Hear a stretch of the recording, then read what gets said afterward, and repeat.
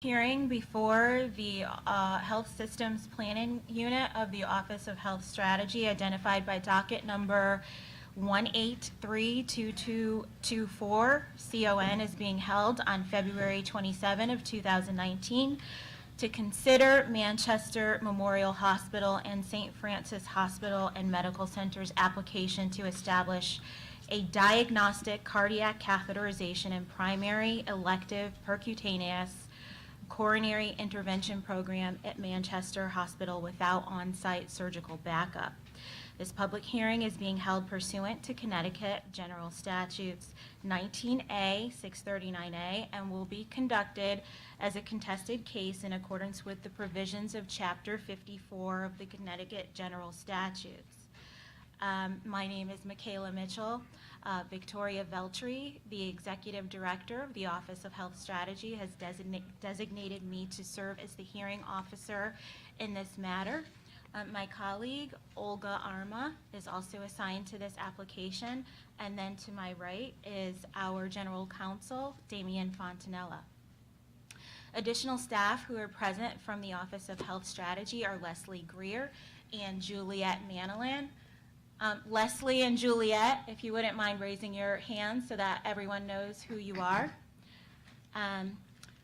So thank you. So the Certificate of Need process is a regulatory process, and as such, the highest level of respect will be accorded to the parties, the members of the public, and staff. Decorum will be maintained throughout the hearing. It is our priority to ensure that the integrity and the transparency of this process is basically, it's our priority that the integrity and the transparency of this process will be evident throughout the hearing. Should any member of the public have questions or need assistance, just make sure that you raise your hand and that Ms. Greer or Ms. Manilan see you. They will be happy to come and assist you. So at this time, I just want to notify everyone that the hearing is being recorded and it's going to be transcribed by post-reporting services, that all documents related to the hearing that have been or will be submitted to the Office of Health Strategy will be available through our CON portal. Instructions to access the portal are on your information sheet, which was provided to you once you came in the room. In making its decision, HSP will consider and make written findings concerning the principles and guidelines set forth in Section 19A 639 of the Connecticut General Statutes. At this time, I'm going to ask Ms. Arma to read into the record those documents already appearing in HSP's table of record. All the documents have been identified in the table of record for reference purposes, with the exception of a few administrative concerns that counsel for the applicants and I have discussed prior to the hearing, which I'll state on the record. Thank you. Good afternoon. My name is Olga Arma. I'm an analyst for the Office of Health Strategy. At this time, I'd like to read into the record Exhibit A to Exhibit Q. All right, and I just want to note that with regard to Exhibit J, the letters of support, those were uploaded by the applicants back on December 21st of 2018.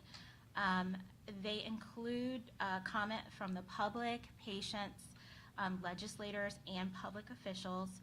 Included with that will be an additional letter that was submitted by, I believe it was Mr. Doucette. Representative Doucette, I'm sorry, correction on that. That's also going to be added to those public comments. In addition, with regard to Exhibit O, I just want to note for the record that we included the applicant's response to our list of issues and our request for pre-filed testimony, which was revised on February 21st of 2019. We do note that the original was received by the due date on February 20th of 2019, but we needed to make a correction or actually a revision to that document before it was included in our table of record. Also discussed with council prior to the commencement of the hearing are Exhibits R, which is the designation of the hearing officer, which is myself for this hearing, Exhibit S, which is OHS's ischemic heart disease and AMI discharge counts, and then also Exhibit T, which is a PowerPoint presentation that is going to be presented by the applicants. I do note that we agree that it will be electronically uploaded to the portal for the public's view, and I just want to ask council if I give you until Friday to do that, so that would be March 1st. Is that Yes, hi, it's amenable? Michelle Volpe, counsel for the applicant ECHN, and for the record, that's acceptable. We'll have it downloaded in the portal by All right. Friday. Any objections by either Attorney Volpe or Attorney Feldman with regard to the table of record being included? No objection. Okay. No objection, thank you for the Thank you. clarification. All right, just give me one moment here.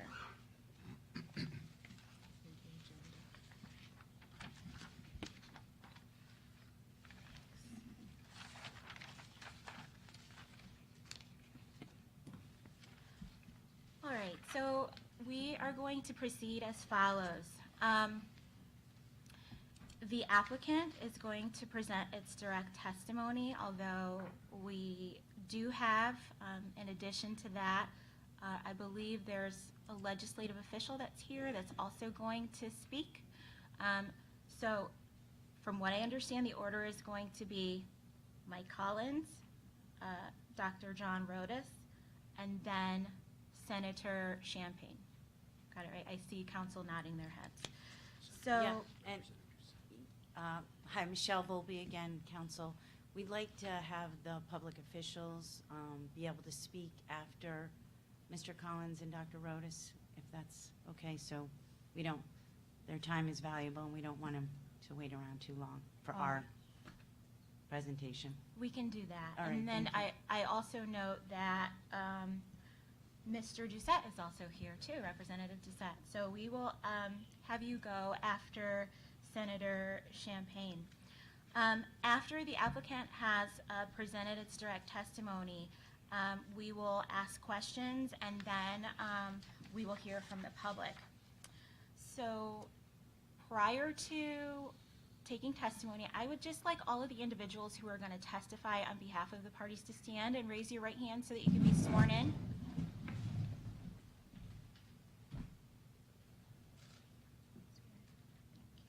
Do you swear to tell the whole truth, nothing but the truth, so help you God? All right. And just a reminder, when you testify, just make sure that you state your name. If you have submitted pre-file testimony, make sure that you adopt the pre-file testimony. If you use any acronyms, make sure that you identify what the acronym is before you state them, just for the clarity of the record and just so that people who are here who may not know what the acronym is, they understand what you're talking about. So we will go forward with Mike Collins. Thank you. Good afternoon. My name is Michael Collins. I am the CEO of Eastern Connecticut Health Network, and I'm here to support the Certificate of Need application for a full-service cardiac cath lab at Manchester Hospital. I also adopt my pre-file testimony. Thank you for this opportunity to come before OHS and present this application. What is most telling in this application is the significant documented support from the EMS community, the medical community, as well as the citizens of our surrounding towns. Manchester Hospital is seeking to establish these services to respond to the needs of our community, specifically by providing a high-quality service with greater access and lower cost.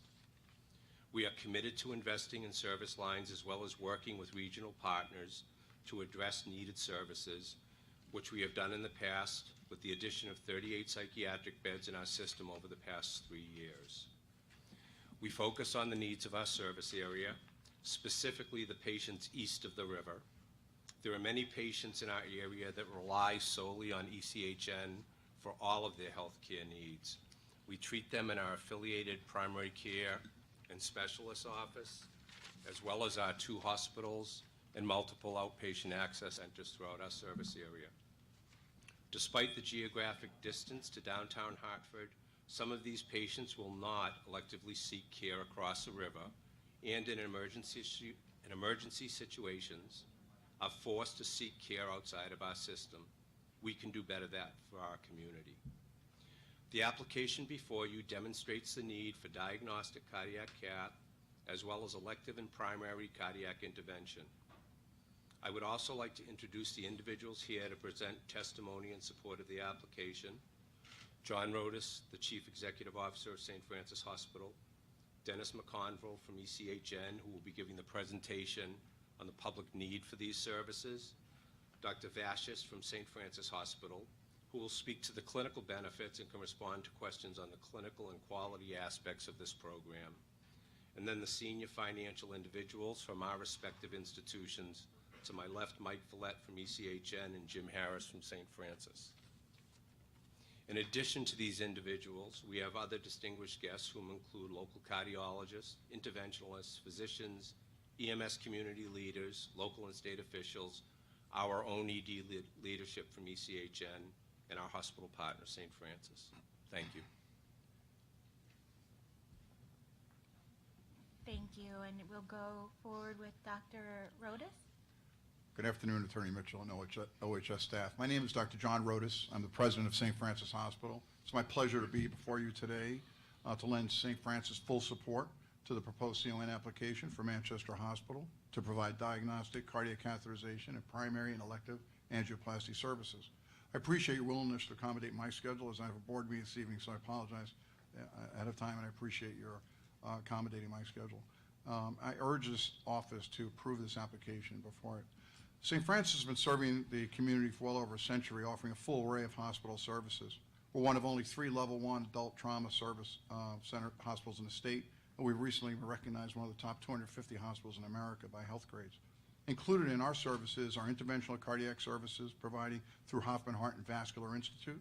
Hoffman Heart's a well-recognized and award-winning cardiac and vascular center, and we're proud of the patient outcomes and quality recognition that Hoffman Heart has received. As you may know, St. Francis Hospital and Manchester Hospital have had a long and collaborative working history, especially, but not limited to, the area of cardiology. We've had a positive history of collaboration and oversight in our past provision of diagnostic cardiac catheterization services, and we currently collaborate in gynecologic oncology surgery, maternal fetal medicine, occupational medicine, and cancer tumor board services. For years, Manchester's sickest cardiology patients have been transferred or referred by Manchester Hospital to St. Francis Hospital when the needs of Manchester Hospital's cardiac patients exceeded their capabilities. When Manchester Hospital decided to pursue this application for the proposed angioplasty program before you today, it was only natural that they chose St. Francis Hospital, their preferred community partner, to provide the clinical support that they would need to pursue this clinical initiative. We're committed to collaborating with Prospect ECHN in their provision of interventional cardiology services. We've worked with Manchester Hospital to come up with a sound clinical plan that would allow Manchester Hospital to provide the clinical services that they strongly believe their community needs. We recognize that patients desire better access to the cardiac services within their own community. St. Francis sees the benefit of this collaboration, and while there will be some loss in volume, it will have no impact on the quality of the Hoffman Heart and Vascular Institute or any other program or service we provide. Accordingly, as president of St. Francis Hospital Medical Center, I fully support this application and will commit the resources necessary to provide and support Manchester Hospital, the support that Manchester Hospital needs in order to fully, successfully address the needs of their community. Dr. Vashis, our interventional cardiologist, is here today to discuss how Hoffman physicians and staff will provide the necessary oversight for the Manchester Hospital and how quality and provision services and that relationship between our 2 facilities will be successful. I think now we're passing over to whatever your next is, but thank you so much again for, appreciate it. All right, thank you. We're going to move on to Senator Champagne.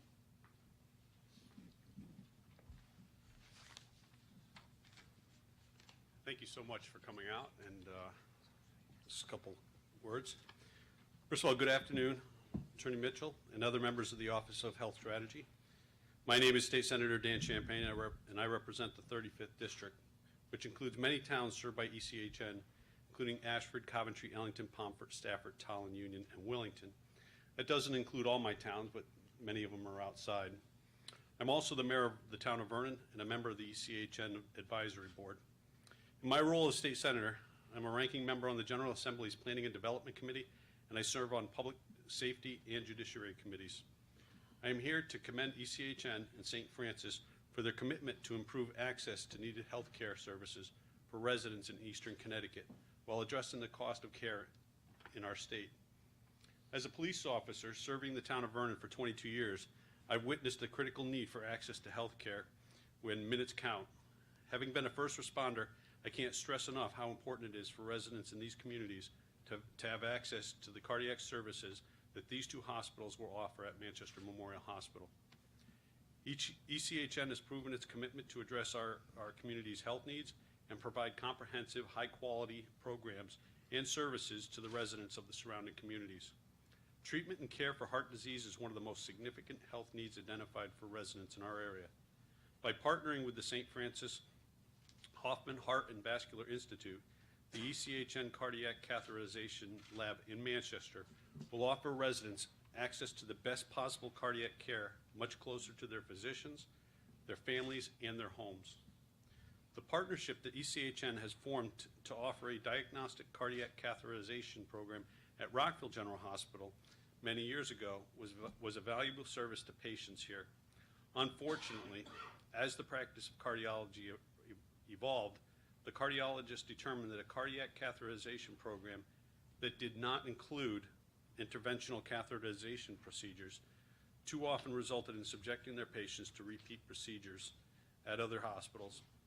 It is my understanding that today, with the advancement of cardiac practices and procedures, interventional catheterizations are regularly and safely performed at our community hospitals. I strongly encourage you to approve this application for a certificate of need to improve access to these much-needed services for our surrounding communities. When minutes matter, having cardiac services in our community will save lives. Thank you. Thank you very much. Thank you. All right, and then we are going to have, is it representative or mayor? I want to make sure that I'm, okay, Representative Doucette. Thank you. Thank you, everyone. Representative Jason Doucette. I represent the 13th House District in the General Assembly, which includes Manchester, this part of Manchester, so welcome, and also north part of Glastonbury. I'm here to express my support for Manchester Memorial Hospital's Certificate of Need application. This application, if approved, would help address community needs in our area by allowing Manchester Memorial Hospital to offer cardiac catheterization services with the St. Francis Hoffman Heart and Vascular Institute. This application comes at a time when overall cardiac catheterization rates are growing and heart disease is the leading cause of mortality in our area. Even more worrisome is that locally, the travel times to hospitals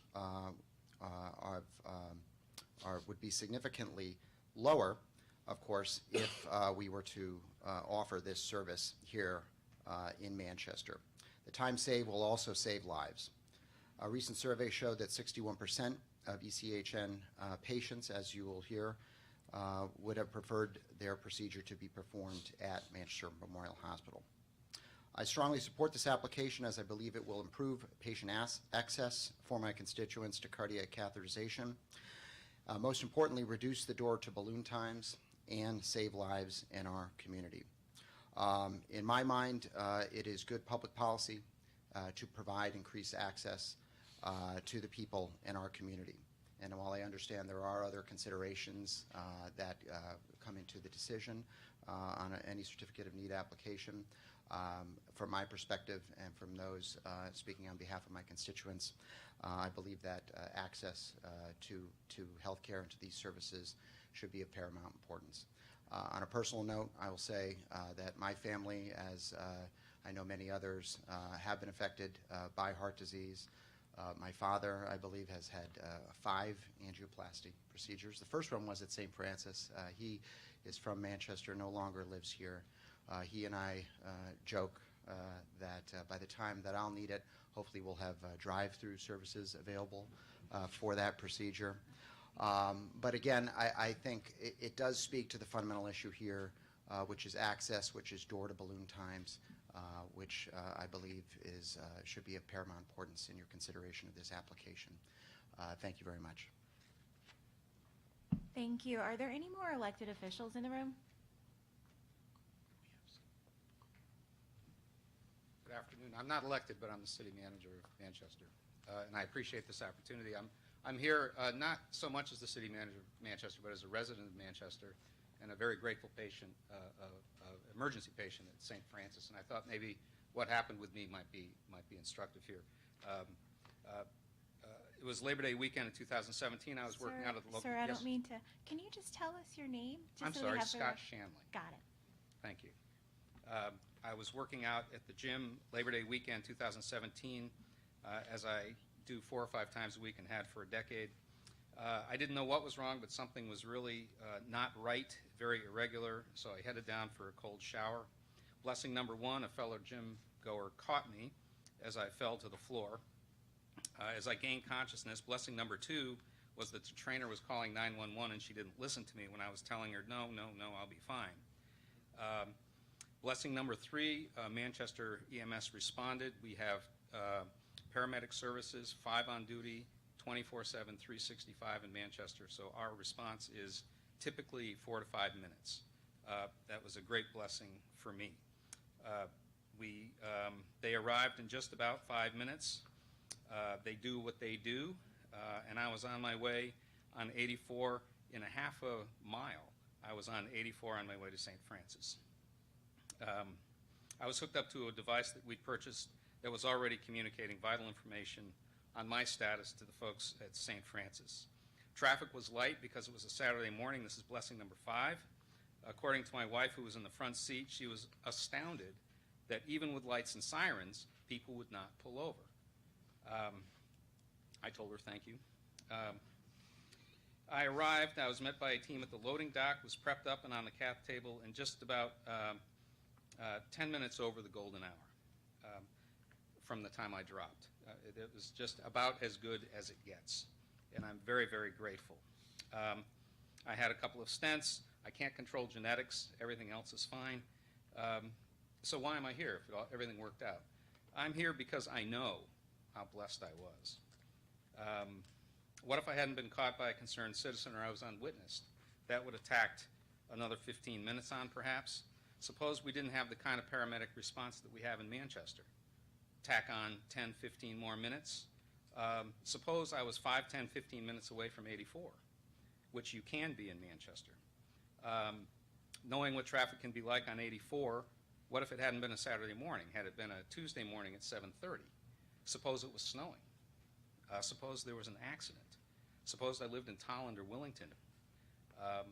All of those things crossed my mind. So the stars were aligned for me, and I was on the table somewhere over an hour. And I know that even in Manchester, with all of our advantages of location, staffing, and technology, on a different day, a different location in town, a different town, a busy paramedic staff, traffic on 84, an accident, bad weather, the results for me could have been different. So all I'm saying is that trusting the stars will be aligned as a very acceptable spiritual behavior, but it falls really short for those of us responsible for planning public health and safety. As our paramedics say, time is life. I use my good fortune today, to speak for those that follow. When half or all of the critical path variables that I benefited from break away from them, consider what a blessing it would be for those folks if they're a cath lab in Manchester. Thank you. Thank you for your thank you for your comments. Okay, so at this time, I'm going to actually go over to the applicants. I didn't have counsel introduce themselves for the record, so if you would just do that prior to introducing your witnesses. Thanks. Sure. I just want to make sure there aren't any other public officials in the room. Oh, there is one. Yeah, thank you. Good afternoon. I'm Pauline Schaefer, known as Polly Schaefer. I'm on the town council in the town of Vernon. I've served there for 18 years. I came because I had quadruple bypass surgery. 4 members and my siblings have all had bypass surgery. My father also had it. Thanks to my cardiologist, Dr. Jahan, who our whole family goes to see now, are here to talk about it. I was very happy when Rockville got their cath lab. It was a beautiful unit and was hoping that it would succeed. I spoke when Rockville Hospital was leaving and asked and hoped that it would be, because there's so many. Vernon has a very old population, and knowing the people, there are hard issues there.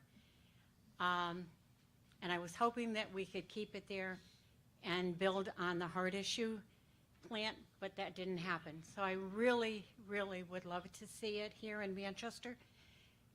With our oldest population around in the state of Connecticut, we are going to have a lot of heart issues. I didn't feel when I had my surgery in 2005 that I was old. I'm now 73, thank God I made it that long. I really think the drive from Vernon to St. Francis, I fortunately did not have to go by ambulance. I went in and had an angiogram done, and then a day and a half later I ended up having to have 4 bypasses after having had brain surgery 7 months before that.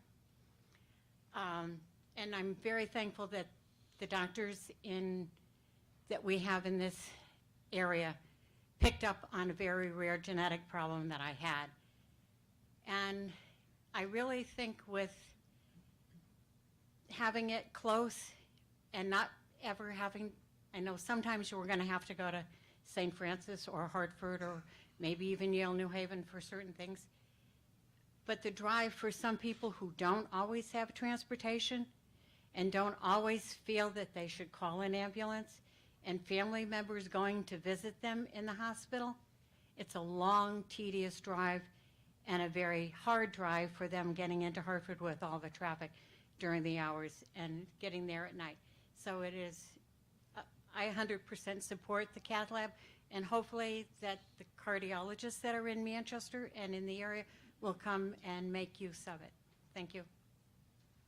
Thank you for your comment. Is there anyone else here who is an elected official? Anyone? All right, we're going to turn it over to the applicants. Thank you, Hearing Officer Mitchell. I'd like to introduce Dennis McConville. He's the Senior Vice President and Chief Strategy Officer for ECHN, and he's going to provide a presentation on the need for the services that are before you today in our application. Good afternoon, Attorney Mitchell, members of the Office of Health Strategy staff. My name is Dennis McConville, Senior Vice President and Chief Strategy Officer for Eastern Connecticut Health Network, and I adopt my pre-file testimony. What I'm going to cover this afternoon is an overview of the proposal that we've made in our application, and I'm going to look to address the issues that you've asked us to cover in this proceeding. I'm going to start off with some context for the members of the community.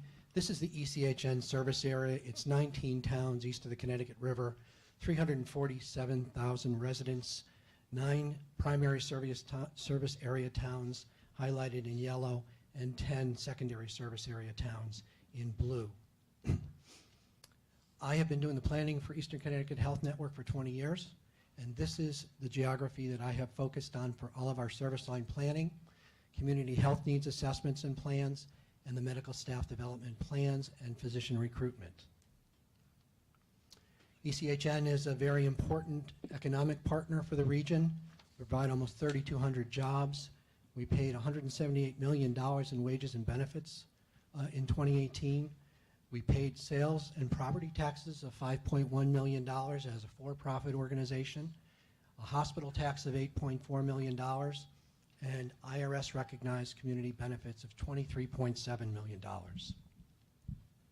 We continue to make those community benefit investments even as a for-profit organization.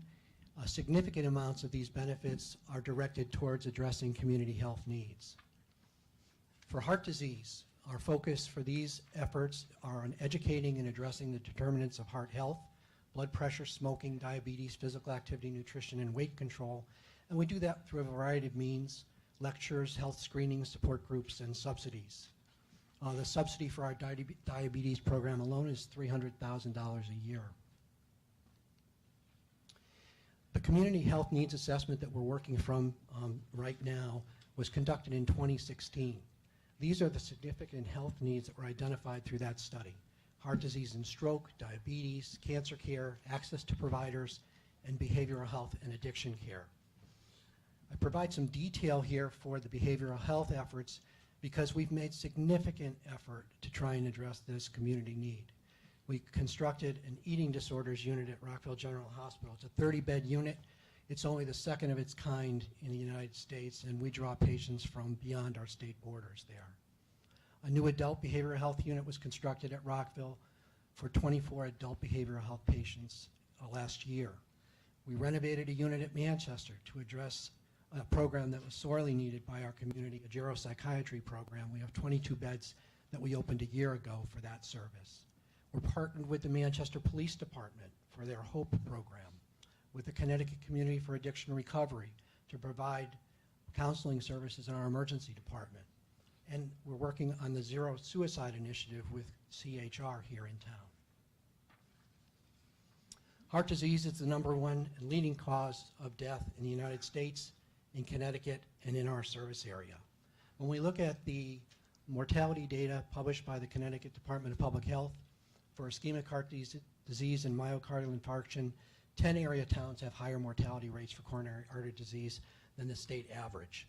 7 towns have greater rates than the Connecticut average for ischemic heart disease, and 7 towns have a greater rate of mortality than the state average for acute myocardial infarction or heart attack. We can safely offer more to address this critical need for the residents east of the river. Our proposal is that Manchester Memorial and St. Francis Hospitals offer cardiac catheterization services at Manchester Memorial, including diagnostic, elective PCI, or percutaneous coronary intervention, and primary PCI procedures with the St. Francis Hoffman and Heart Vascular Institute. This will improve the health of our community, offer quality outcomes, and reduce costs to the system.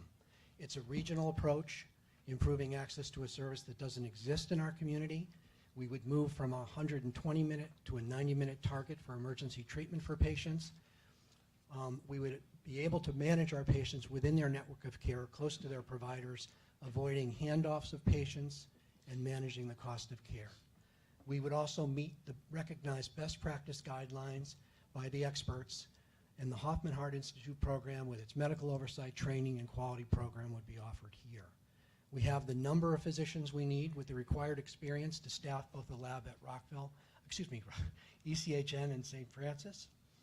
We will be operating with research-proven selection and treatment protocols, and in the end, we'll have a stronger, more formal system of transport for patients needing tertiary care. We use the CHIME data from the Connecticut Hospital Association to make our plans and proposals. The CHIME data comes from all hospitals submitting their claims data each month. That data is scrubbed and corrected, and it's the most comprehensive and reliable data set that we have. And what it shows for the state of Connecticut over the last 4 years is a growth in all cardiac procedures that we're discussing today. And the overall average annual growth rate has been 5% during this time period. When we look at our local trends, the ECHN service area, there's an overall 6.5% average annual growth rate in procedures.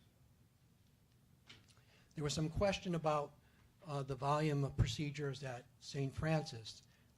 Information had been used from reports that are made with the financial filings each year, the report 450. We rely on the CHIME data because it is, as I mentioned, more accurate, scrubbed, validated, and more reliable. And you can see that there's been a steady volume of procedures at St. Francis. Overall, the average annual growth rate has been 7.7%. The issue with the Report 450 is there are no uniform reporting standards. As expected, there's been a shift of elective procedures to outpatient settings. We've been witnessing and experiencing this for years, and it's been no different with elective cardiac procedures. You can see that over this 5-year period, the outpatient growth has been 7.1%. Advanced techniques, refined selection protocols have resulted in desired outcomes for patients being treated in outpatient settings. Elective PCI procedures are safely performed in acute care hospitals without on-site surgical services. And it's important to note that in 2017, 96% of patients needing an elective PCI received it at the time of their diagnostic catheterization. And the reason I bring that up is because in 2002, Rockville General Hospital and St. Francis Hospital and the Hoffman Heart Institute received CON approval for a diagnostic cath lab at Rockville. We expected that we would perform 300, 350 diagnostic procedures a year, year over year, with the expected outcomes, and from there we could apply to modify our CON and start performing interventional procedures. That didn't happen. We saw the volumes climb, the utilization was strong in the first couple of years, but then we saw it drop off. And we saw it drop off because our cardiologist said it just isn't fair to take a patient to the cath lab, find a lesion, and then have to recover them and send them in to Hartford for a second procedure. It's not right for the patient, it's not good care, and it's costly to the system. So the procedure volumes for this proposal are again based on the CHIME data. We first removed the tertiary diagnosis. These are patients with diagnoses that would not be cared for at Manchester Memorial Hospital. They've had cardiac surgery, or their risks would be too high to be cared for in a site without on-site cardiac surgical backup.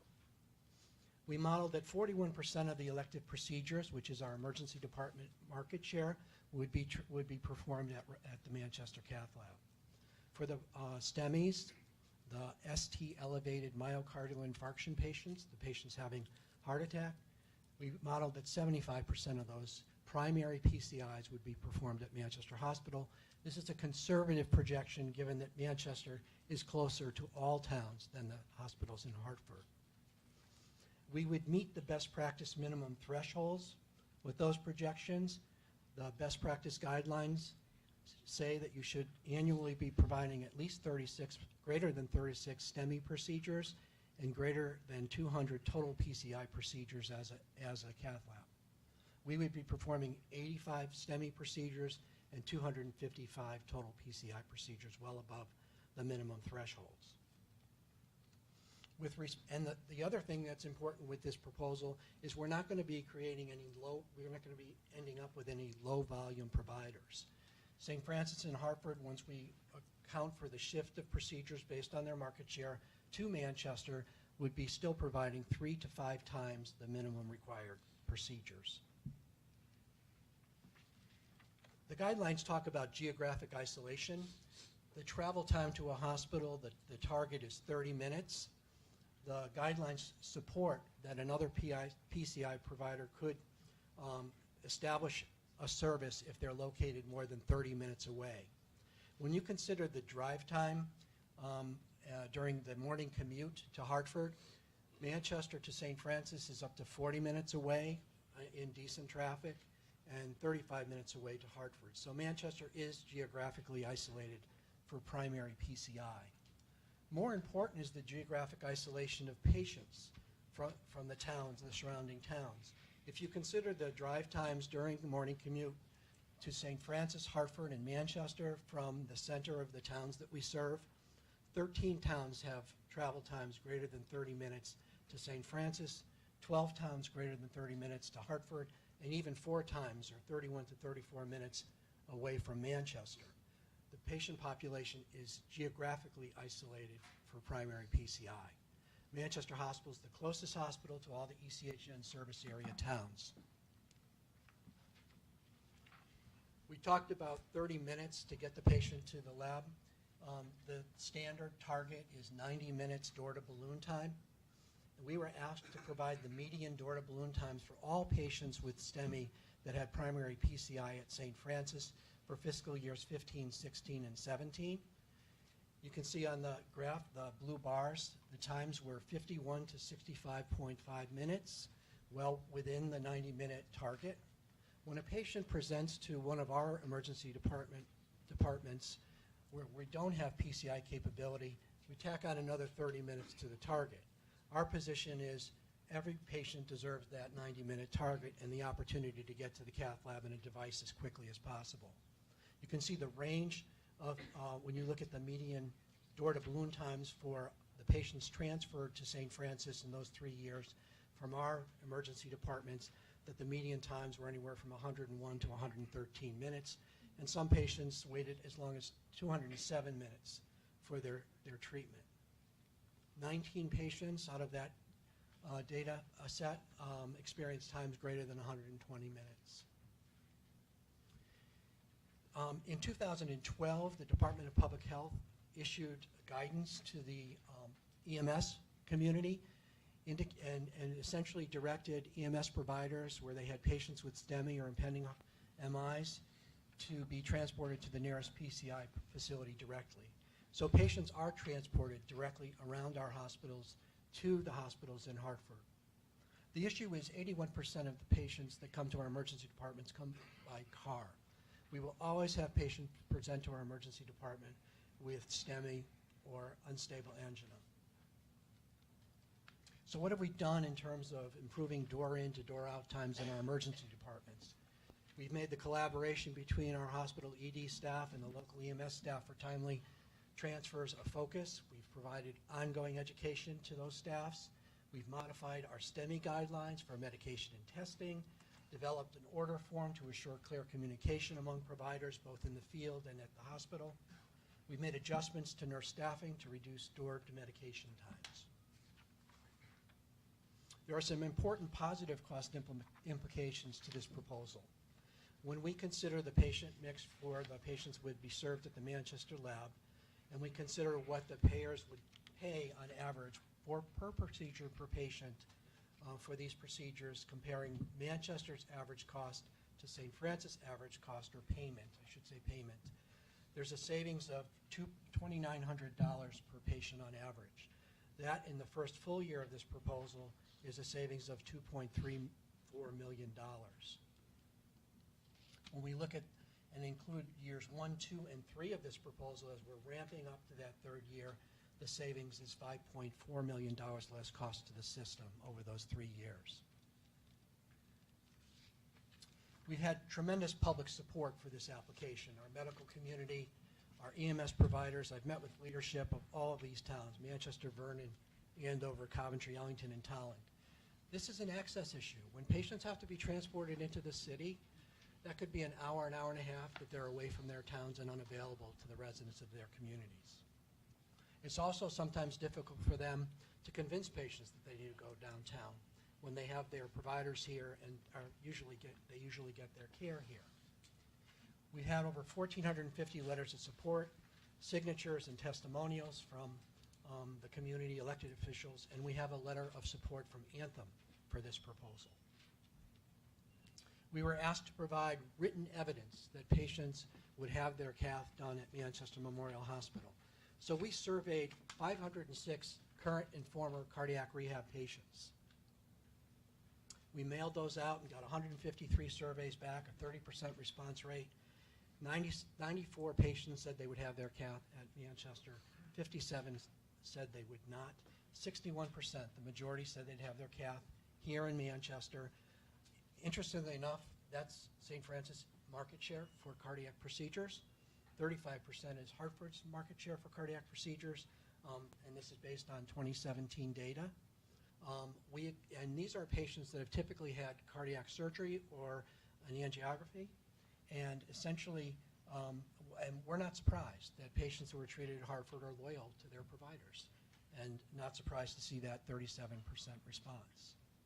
The takeaway is that patients would have their care here. Back to the ECHN service areas, I described the 19-town service area that we've been using for planning. I should point out that in recent and past CON applications, the Office of Healthcare Access has essentially confirmed that this is our service area. During the first round of completeness questions, it was suggested that this proposal would only treat 8 towns, as you see shaded. I guess it would be in pink here. That excludes 3 of our primary service area towns and 8 of our secondary service area towns. That excludes 100,000 residents. Almost 1,500 persons used our hospitals, Manchester and Rockville Hospital, in 2018 from these towns. And for the employed primary care physicians of ECHN, that would exclude over 5,000 patients that are regularly cared for from these towns by our doctors. When we include the drive times, the transport times, you can see that these are the geographically isolated towns, and there is no other program and service offered in the northeast quadrant of the state of Connecticut. So with that, if we do the calculations for the care or the number of procedures that would be performed in the modified service area using the capture rate for ED patients in those 8 towns, it's 48.5%. Applying that to the elective procedures available in the market, that would be 140 procedures. When we add the 75% of the STEMI procedures that are that existed in that service, in the service area, those 8 towns, it would be 65 more PCI procedures. In total, we would meet the minimum thresholds of greater than 36 for primary PCI and greater than 200 annual procedures for total PCI. One of the main reasons that the Board of Trustees of Eastern Connecticut Health Networks selected Prospect Medical Holdings as its acquirer in 2016 was Prospect's experience with population health management. Prospect aligns its hospitals and its physicians in independent practice groups in a system of care called coordinated regional care. The Prospect Provider Group is the Connecticut IPA. We have over 300 providers and over 50,000 attributed lives. The CRC staff has been very busy standing up programs in the community, care management programs for residents of our community. They have a transitions of care program that addresses patients who are discharged from the hospital to ensure that they have the right contact and the right resources so as not to be readmitted to the hospital and recover at home. They have a comprehensive care management program where they assess patients for risk, patients with chronic illness that are cared for by our physicians and other providers to ensure that they have the resources they need to get the best possible care in the lowest cost settings, again, at home. We have an emergency department care management program where we identify patients who are regularly using our emergency departments for primary care, making sure that we can connect those individuals with primary care providers so as not to use the high-cost care on resources of the emergency department. And then we have a post-acute community care management program where the CRC staff meets with clinical leadership of various skilled nursing facilities, again, to make sure they have the care plans, treatment, and resources to keep them well where they live. There are many quality programs associated with the various value-based relationships, risk-based relationships we have with the payers. They're all focused on adherence to specific chronic condition preventative measures that are evidence-based. I would have to provide you about 4 or 5 slides of lists of those if I were to include them. There are so many. We were asked about the value-based relationships we have with payers. We've been very active in pursuing risk-based arrangements, value-based arrangements with both governmental and private payers. We participate in the Person-Centered Medical Home Plus program, state of Connecticut, the Community and Clinical Integration program, the CSIP program. We participate in a Medicare Next Generation Accountable Care Organization under the CMS program. It's called Prospect ACO Northeast. It includes all of the Connecticut providers in the Prospect system as well as our Rhode Island providers and the patients attributed to those providers. We have value-based arrangements with Anthem, Aetna, Cigna, Connecticut, WellCare, and Care Partners of Connecticut. We are aggressively and actively moving towards the risk-based payer arrangements. This proposal distinguishes itself from other CON proposals looking to provide these services. It meets the statutory CON application criteria consistent with the statewide healthcare facilities plan It meets the best practice guidelines.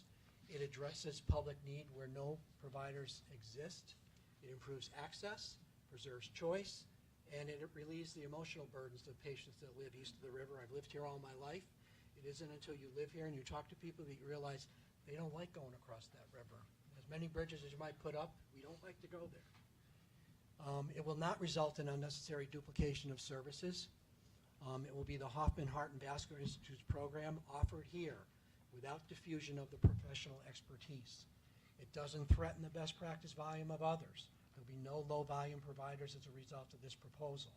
It's not a partial service center, it's a full-service catheterization lab.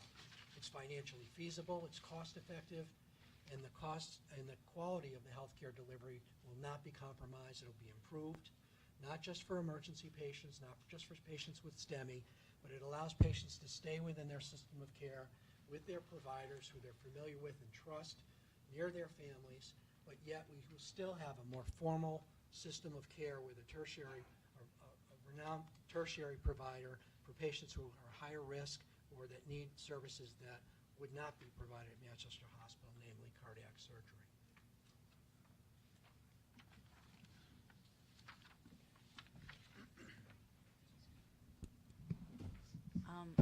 I'll leave it to Hearing Officer Mitchell if you want to go out of order. I know we have some other public officials who've joined us. If we want to offer them an opportunity to speak now, or if you'd prefer we continue with our testimony. If you believe that it's not going to affect Disrupt? the flow. No. So then not we'll at all. go with, I believe it's Dr. Anwar. Yes. We'd like to call you Thank up you. to testify, or actually to comment. Honorable members of the Health Systems Planning Unit of the State Office of Health Strategy. I'm Dr. Saoud Anwar. I actually wear a few hats. One of them is the mayor of the town of South Windsor, and I'm also currently also senator-elect for the 3rd senatorial district. And one of the most important hats that I wear is that of a physician and a care provider to our patients.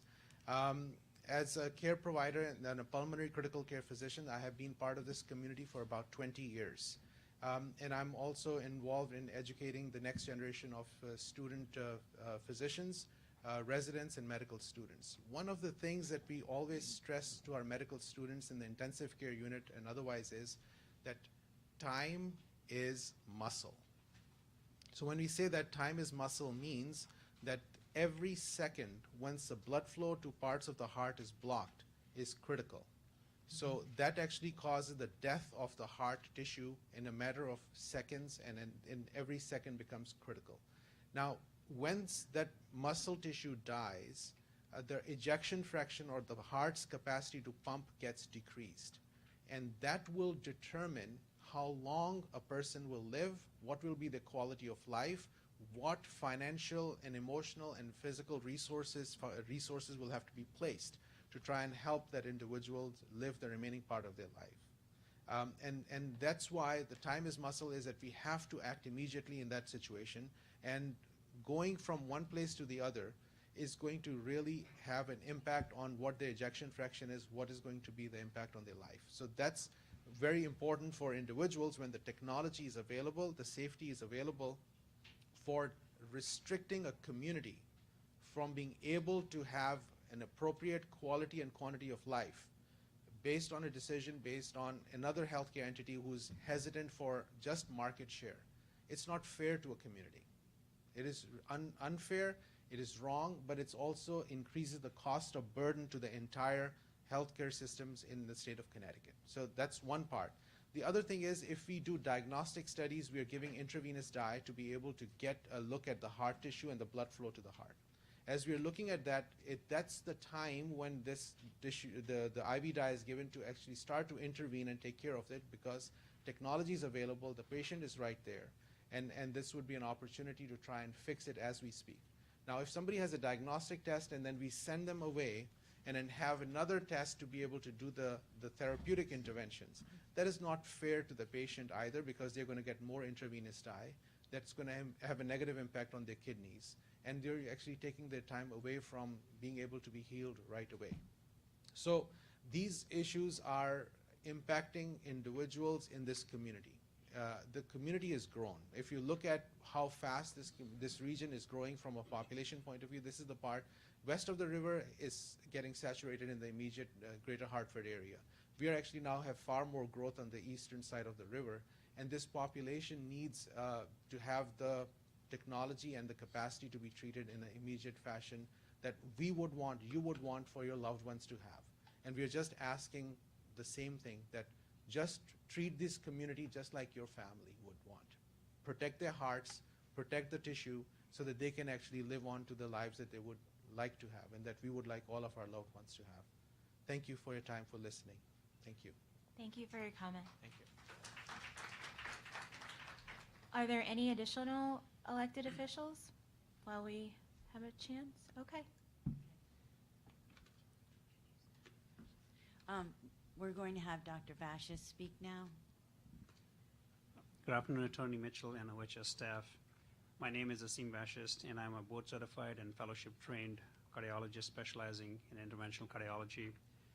I appreciate the opportunity to speak to you today on behalf of Trinity Health of New England and St. Francis Hospital and Medical Center in support of the application that's before you. My CV is attached for your ease of reference. I adopt my pre-filed testimony as my own.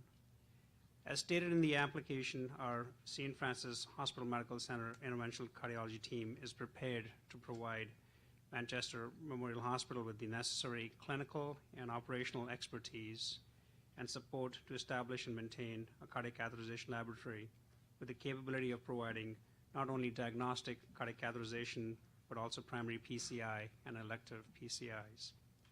In providing our clinical support, we are committed to adhering to the same evidence-based clinical standards that it adheres when providing services at our own institution.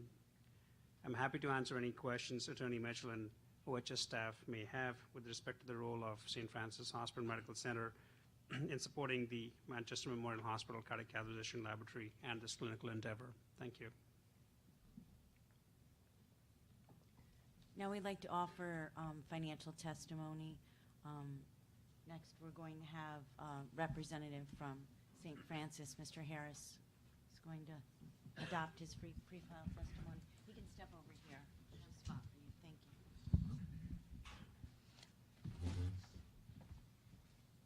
Good afternoon. My name is James Harris. I'm the Regional Director for Trinity Health of New England.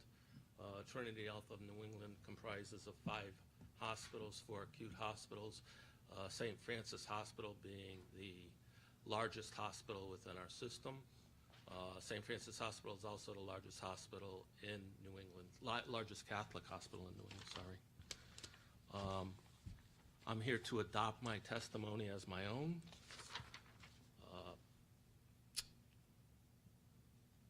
I will offer any type of financial questions that you may have for St. Francis associated with this application, and St. Francis supports this application. I'd like to introduce Mr. Vallette. He's here on behalf of ECHN. He is the Chief Financial Officer, and I'll just remind him to adopt his pre-filed testimony. Thank you. That's fine. Good afternoon, Attorney Mitchell and other members of the Office of Health Strategy staff. My name is Mike Vallette, and I adopt my pre-filed testimony. I am the Hospital Segment Chief Financial Officer for the Northeast region of Prospect Medical Holdings, Inc. I currently oversee financial operations at Prospect Medical Holdings, Rhode Island, and Connecticut hospitals, which include Manchester Hospital and Rockville Hospital. First, the proposed services will have a positive impact to the Manchester hospital system. Community hospitals such as Manchester have a significant financial burden of offering a full range of needed services without the economies of scale and resources of a large hospital. Our financial team at Manchester Hospital has carefully reviewed and vetted all the projections used throughout the application. Although there are some startup costs associated with outfitting the physical space, as well as costs associated with staffing and coverage, we will still operate with a financially positive result. Overall, there are no financial concerns with the proposal. Second, the revenue from these services enables the hospital to offset the cost of other vital healthcare services in the community. ECHN can continue to invest in needed services in the community, such as behavioral health, without passing costs on to patients, payers, or other healthcare stakeholders. Third, Manchester Hospital will be a lower-cost provider of cardiac services. This is supported by our evidence that our costs per adjusted equivalent discharge are lower. Our patients have access to lower-cost services at Manchester Hospital. This is set forth in our financial projections on the cost of cardiac services. Lower overall costs translate to lower costs for patients and all healthcare stakeholders. Lastly, we have worked closely with St. Francis during this process to review the financial impact to their program. Our analysis indicates that St. Francis's cardiac program will continue to operate with an overall positive financial gain. Along with my colleagues both from Manchester Hospital and St. Francis, I respectfully request that the Office of Health Strategy approve this application in full. Thank you. That concludes our testimony, and we welcome questions from OHS at this time. Okay, so unless there are other elected officials in the room, any, we're just going to take a brief break to review our questions. Some of them you addressed, and so we just want to make sure we're not asking you questions that you've already answered. So we're going to take a break until 4:30, and then we'll come back. Hearing Officer Mitchell, I think there are individuals from the public that would like an opportunity to speak. I'll defer to you whether you'd like to hear them now prior to your questions possibly, so we don't have to keep them. So what we'll do is we'll take the break until 4:30, and then I will let a few people go. Does that sound fair to the public? Everybody's looking. Okay, so we'll do that. We'll Thank come you. back and we'll take a few people. Very All right, good. Thank thanks. you.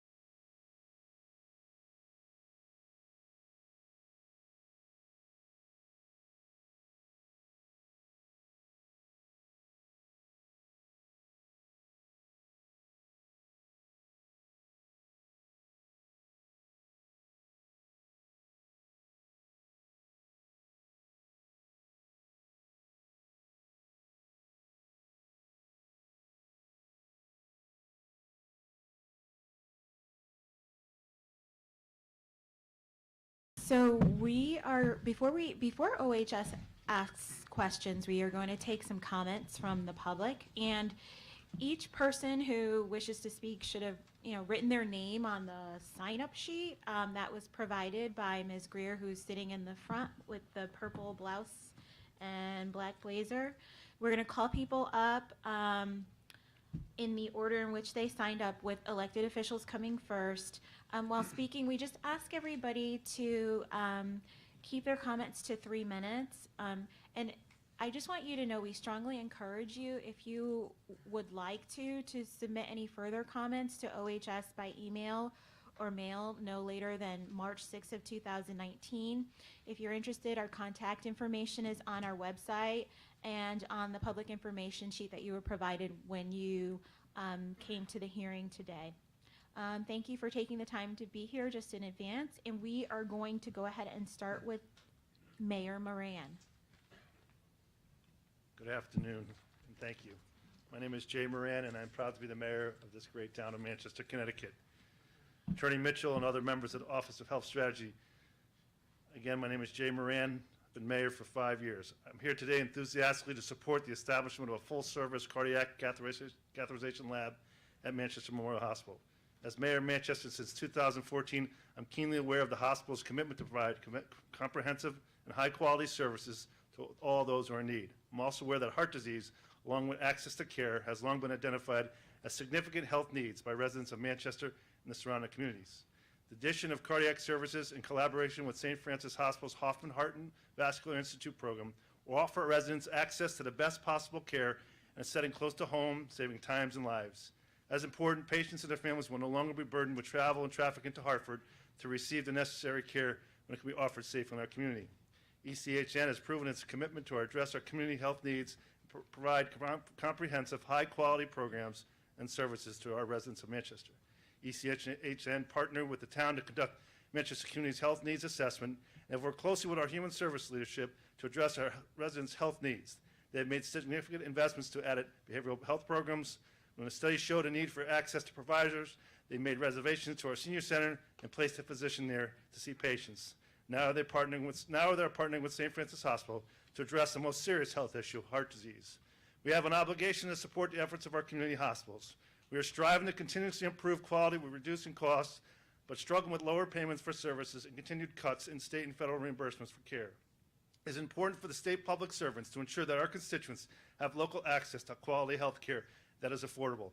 The result of the proposal will be better care for individuals, better health for residents of our eastern Connecticut, and lower costs for health care. On behalf of the residents of the town of Manchester, I fully support this application to establish a cardiac catheterization lab at Manchester Memorial Hospital and respectfully request you approve the certificate of need. It'll preserve and enhance our residents' access to community-based care that have relied on for generations for themselves and families. And I went fast because I have 3 minutes. Okay? I'm going to give you the personal story. In 2001, my daughter, who passed away 14 years, was diagnosed with Hurler syndrome, a rare genetic disease. She came back from Minneapolis after 3 months of unsuccessful bone marrow transplant. And on Valentine's Day 2001, she went into a pulmonary arrest on Keeney Street, which is parallel to us, just a mile that way. When the ambulance care left, they said, Mr. Moran, we're going to CCMC, but if we have to go to Manchester Hospital, we will. So I tell you that because time is of the essence. I learned that through personal experience. And as she continued to be a patient there, as I wear this pin in her honor every day, she had to have her blood tested about 3 times a week for platelets. We were able to get a port in her. My wife was able to draw. And instead of dealing with the traffic every day, we were able to go to Manchester Hospital and have her blood checked out there. So convenience and time is so important to our patients. But as mayor, the most important thing is the safety of our community. And I hope you consider this because the safety of our community is most important. And I tell you these stories. I tell you stories from my heart because we care most about our patients. And in memory of my daughter, do what's best for this community. Continue to have opportunities. My family is living proof that we can use a hospital, a regional hospital, and a community hospital for their care of our community. I'm proud of both of them. I'm proud to support ECHN in this effort. Thank you. Thank you for your comment. I'm sorry for your loss. Oh, thank you. All right, so next we're going to have Dr. Nasir. So I'm going to try to go through all of this in 3 minutes. Just kidding. So good afternoon, Attorney Mitchell and other members of Office of Health Strategy and everybody else. My name is Saqib Nasir. I'm a chair of ECHN Advisory Board, president of ECHN Medical Staff, a member of St. Francis Medical Staff, and a board-certified cardiologist who has practiced in Manchester for about 25 years or so. I'm here today in support of the establishment of the Diagnostic and Interventional Cardiac Catheterization Services at Manchester Hospital. The availability of diagnostic and interventional cardiac procedures at Manchester Hospital for my patients and all residents of our region will greatly enhance patient care east of the river. The ability to offer primary PCI procedures will save lives.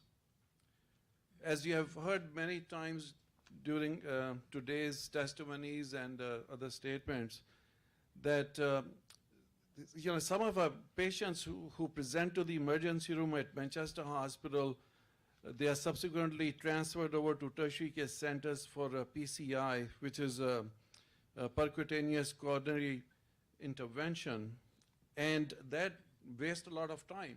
And as others have indicated, every second is extremely important, and it affects people's life and how much life expectancy they're going to have later on.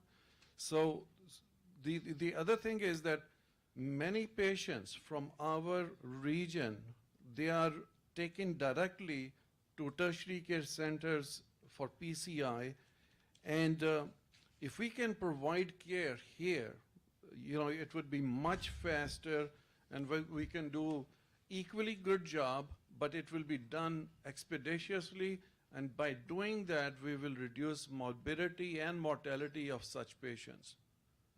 With the prudent selection of the patients for elective PCI, now I'm talking about elective, not emergency, elective PCI procedures, we will offer the care our patient need while ensuring that the volume of PCI procedures performed at Manchester Hospital will meet the best clinical practice standards for the program. It will also sustain the program which this community needs and deserves. It is very important that my patients should not have to undergo risk and inconvenience of needing 2 procedures if an intervention is clinically indicated during a diagnostic cardiac catheterization. There's just one important thing I really would like you to know about myself. So I'm not an interventional cardiologist. I rely, I send my patients to people, who does this kind of work. So my patients, whether they get a procedure done, intervention done at St. Francis or some other center or Manchester, I have zero financial gain by that. I'm saying that especially because I really wanted to mention, because in the past what I have seen that sometimes it is portrayed by media and some other people that, oh, it's all about financial business, like we want to keep our business east of the river, so we want a cath lab here. That is really not a case. Like, for example, myself, I have zero financial gain by that. So as an acute care hospital in partnership with St. Francis Hoffman Heart and Vascular Institute, Manchester Hospital and cardiologists who care for patients in these communities will safely offer and deliver excellent outcomes for our patients.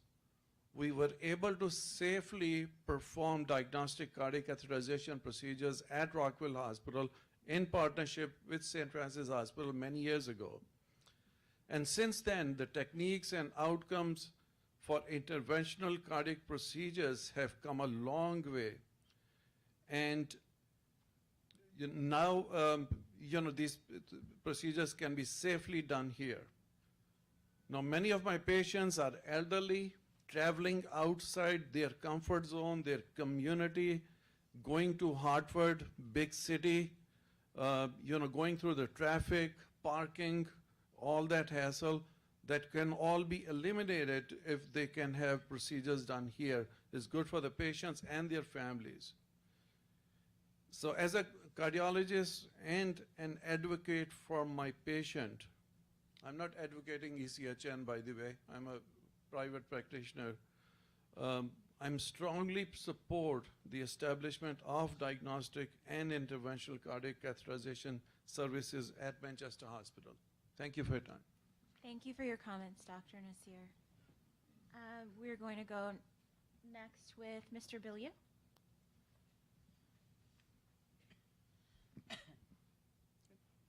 Good afternoon.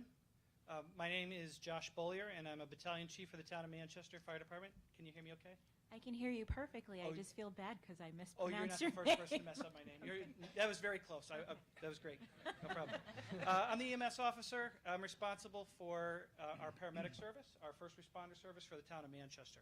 Manchester has 5 paramedics on duty with about another 12 first responders in fire engines all over town. We go to just about 10,000 emergencies a year, and about 8,000 or so of those are medical emergencies. Of those, in the last year, we've averaged about 500 patients that have some element of a cardiac issue in their diagnosis.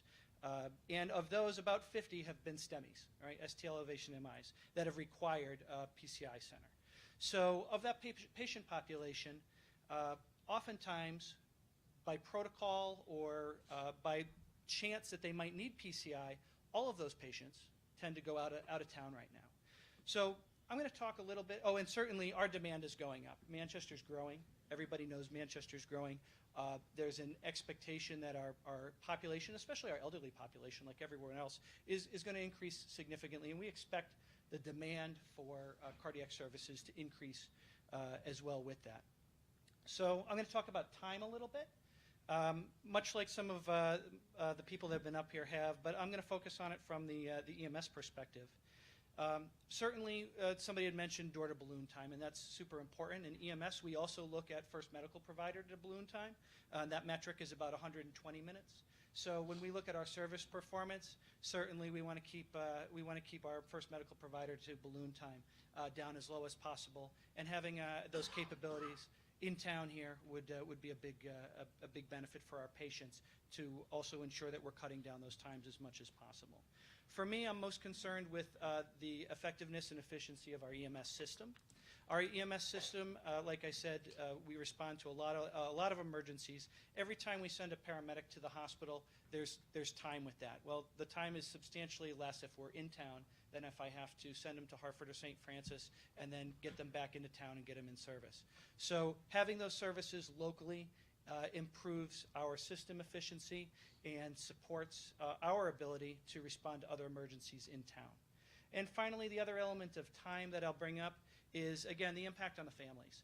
This one is important, and several people have said it, so I don't want to be super redundant, but for every patient that goes into Hartford or St. Fran, there is a spouse, a parent, a child, somebody else chasing them into the city as well. And it might be for follow-up appointments. It might be while they're in there for their procedure. There is a time and effort and inconvenience and certainly inconvenient. It's probably the bottom one, right?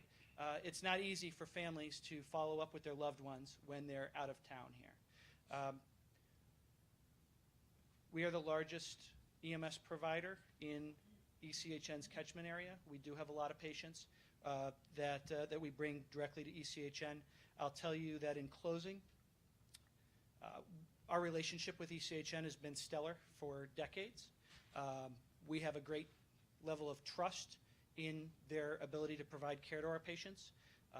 We send a lot of patients away from ECHN because they currently don't have capabilities like PCI, and we have to. I believe that given the plan that they have put together for this cath lab, that they're going to be very successful with it, that we're going to partner very well in ensuring that all of our patients get the best care possible, And I have the utmost confidence that if given the opportunity, they're going to knock it out of the park. This is going to be great for us, for them, and their community, and I fully support it. Thank you for your comments.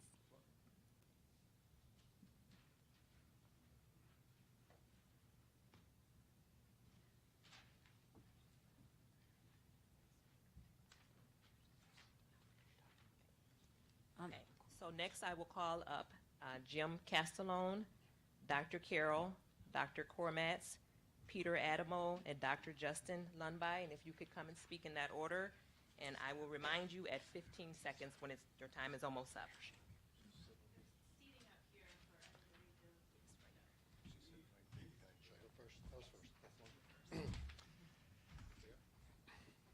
Well, good afternoon. My name is Dr. Jim Castellone. I am the EMS Medical Director for ECHN, the Chairman of the North Central Connecticut Region 3 EMS Medical Advisory Committee, and I'm a voting member on the State of Connecticut EMS Medical Advisory Committee, and I'm board certified in emergency medicine. I'm here to support the application for a full-service cardiac cath lab at Manchester Hospital. The first thing I wanted to talk about is the current process for patients suffering from heart attacks in our community. Percutaneous current intervention, or PCI, is the standard of care. EMS services go right past Manchester Hospital to bring patients into Hartford. The problem with the current process is the resultant delay in getting blood flow to the heart muscle due to additional transport time into the city. And healthy muscle dies and becomes non-functioning scar tissue. The solution is having a cath lab right here at Manchester Hospital so patients having a heart attack will get a stent into their coronary artery much faster than if they go into Hartford. The result will be better outcomes for our community residents when seconds count. The evidence in the medical literature, as stated in expert consensus documents by the American College of Cardiology and the American Heart Association, is that PCI is safe and effective in community hospitals without on-site surgical backup. Second thing I'd like to talk about is what the future process would look like with the approval of a cath lab. Ambulances would not have to bypass Manchester Hospital and drive an additional 15 minutes to take heart attack patients into the city. In our emergency department, our walk-in heart attack patients wouldn't have to be transferred out and would have immediate PCI right here at Manchester Hospital. The side of me that's focused on creating an exceptional experience for the patient and their family appreciates all the benefits and conveniences of remaining in their local community hospital close to home. Additionally, after a heart attack, there are follow-up visits, lab tests, cardiac rehab, and imaging studies which may require the patients go back into Hartford for these appointments. And the final thing I'd like to talk about is evidence-based medicine and the standard of care. Any treatment decisions physicians make caring for patients today are based on what the evidence in the literature shows is the best treatment. The approach to a cath lab decision should be no different. And the evidence in the literature is that PCI in heart attack patients is safe in community hospitals without on-site surgical backup. The residents of our surrounding towns don't need to go into Hartford. They can and should stay right here and get excellent cardiac care in their own backyard. We have the expertise to take care of our own community. We're good doctors too. Thanks for your time. Thank you for your comment.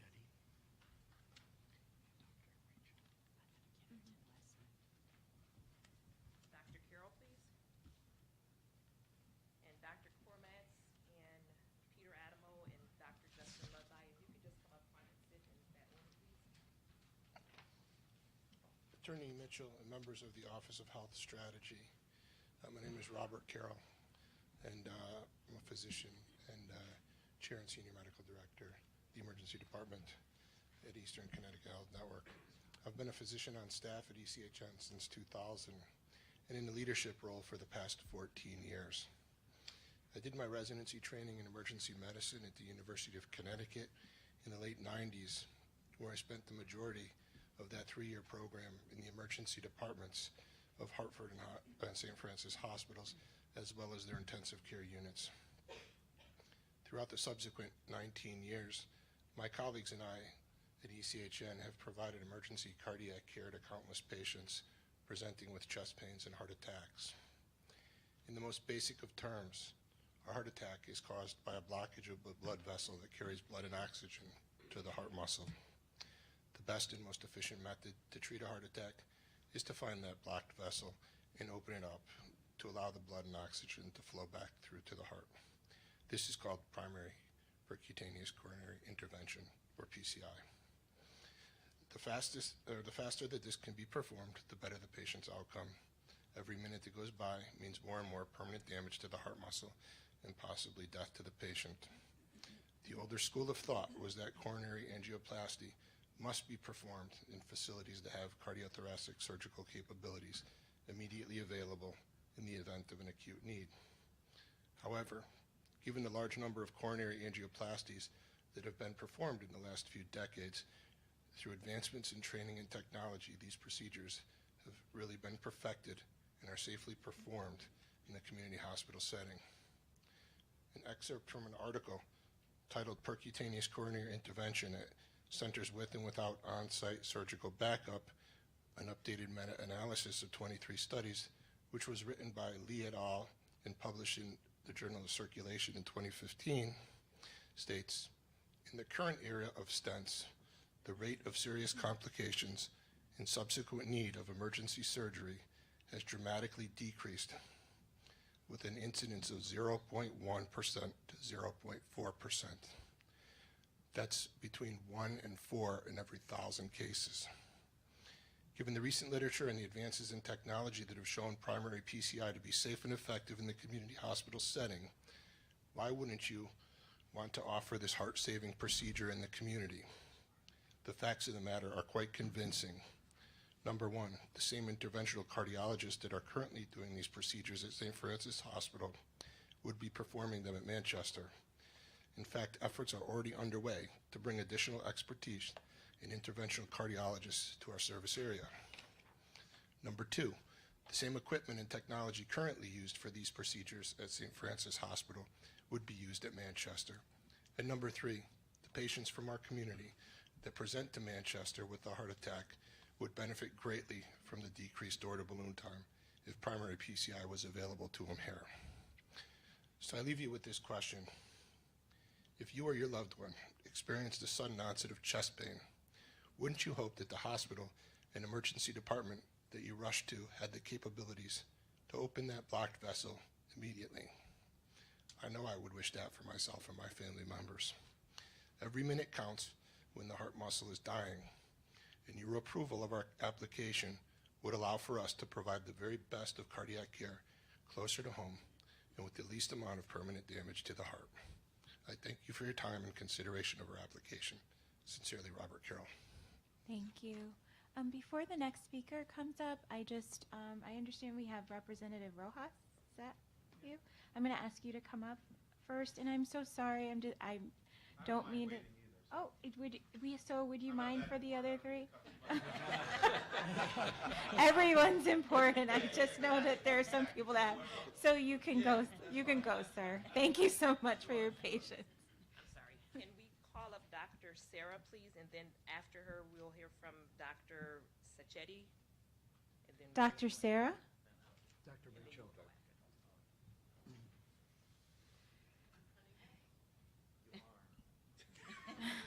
Good afternoon. Thanks, everyone, for your patience. My name is Sarah Rachel. I'm a board-certified emergency physician who practices at Manchester Memorial Hospital and Rockville General Hospital, where I've worked for the past 8 years. I'm here today in support of establishing a full-service cardiac catheterization lab at Manchester Memorial Hospital. I myself grew up in Manchester. I attended Manchester Public Schools from kindergarten through 12th grade. I then attended Tufts University for my undergraduate and medical school and completed residency training at Hartford Hospital. When it came time for me to choose an emergency department to practice in, without hesitation, I chose to work at Manchester Hospital.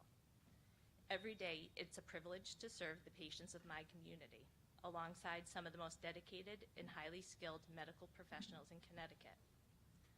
Our patients perceive our 2 ERs as the best place to receive their emergency medical care. Unfortunately, when a patient is having a heart attack, I regularly witness the reluctance of these patients to travel to Hartford for care that cannot be delivered at our hospitals. Patients want to stay close to their homes, their families, and the physicians they trust. They deserve to receive great cardiac care east of the river at Manchester Hospital. In medicine, we have the saying, time is myocardium. meaning the more time that passes after a heart attack, the more heart muscle is damaged. Having a cardiac cath lab at Manchester Hospital will mean even faster intervention times and better outcomes for our patients. The partnership with St. Francis will ensure that our patients will have the technology, expertise, and protocols of a highly regarded cardiac program. With this partnership, we will create a better network and superior care for our patients east of the river. In closing, as an emergency physician and a representative of my community, I strongly urge you to approve the establishment of cardiac catheterization services at Manchester Memorial Hospital. Thank you. Thank you.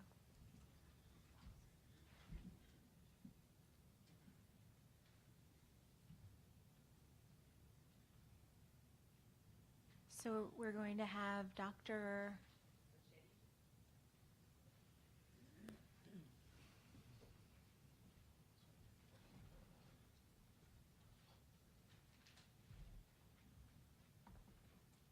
Good afternoon, Attorney Mitchell. Dr. Sacchetti, would you mind just moving? There, we're going to have somebody help you with the microphone. All right. I think this is better. So I start again. Good afternoon, Attorney Mitchell, and the members of the Office of the Health Strategy. My name is Chandra Sacchetti.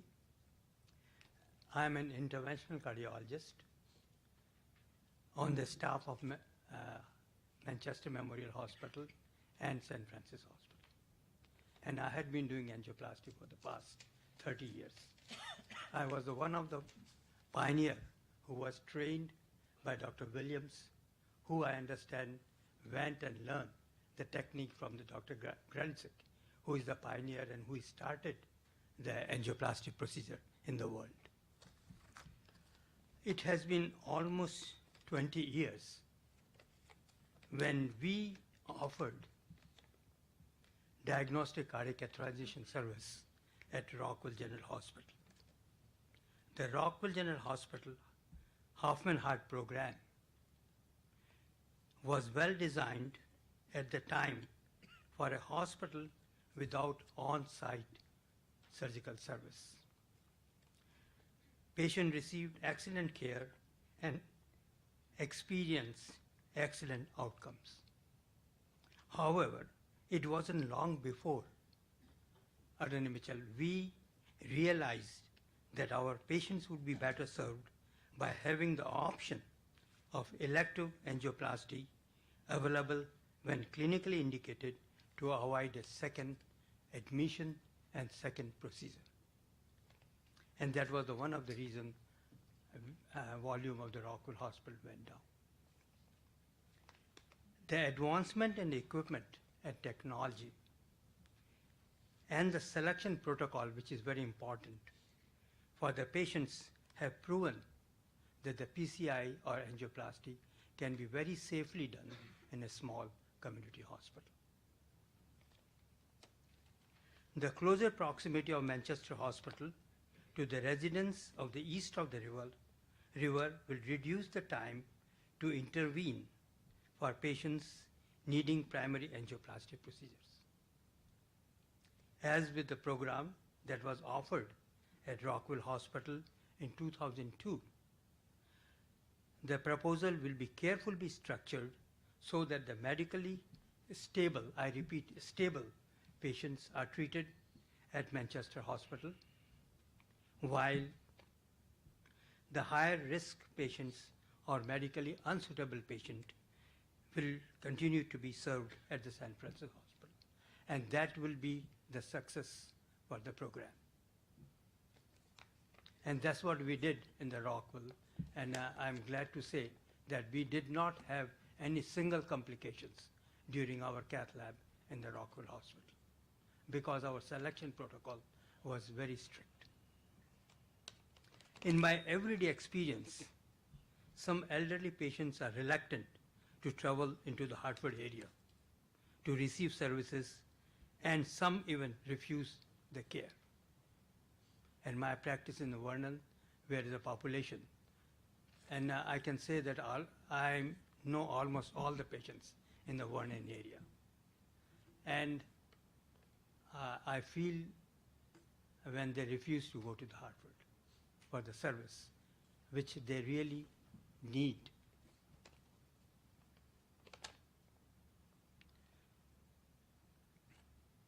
The addition of this facility would improve the access to health care by providing local option for them. Travel time and distances will be substantially reduced for patients living in the eastern portion of our service area. It is my belief that the patients in this region will find the proposed Manchester Memorial site more convenient. Doctor, I hate to interrupt you. Are you able to summarize your next Yes. statements? Yes. Thank you. The participating physicians all have been involved in the development of this proposal, and we believe that by bringing this quality program of St. Francis Hospital to a location east of the Connecticut River will better serve the interest of the patients. We look forward to bring our cardiac catheterization expertise to our community hospital with the support and collaboration of St. Francis Hospital. I request that you please approve this application for certificate of need in order to improve access and expand a clinically sound program to a region in the need of the service. Thank you. Thank you so much for your time and your comments. Thanks.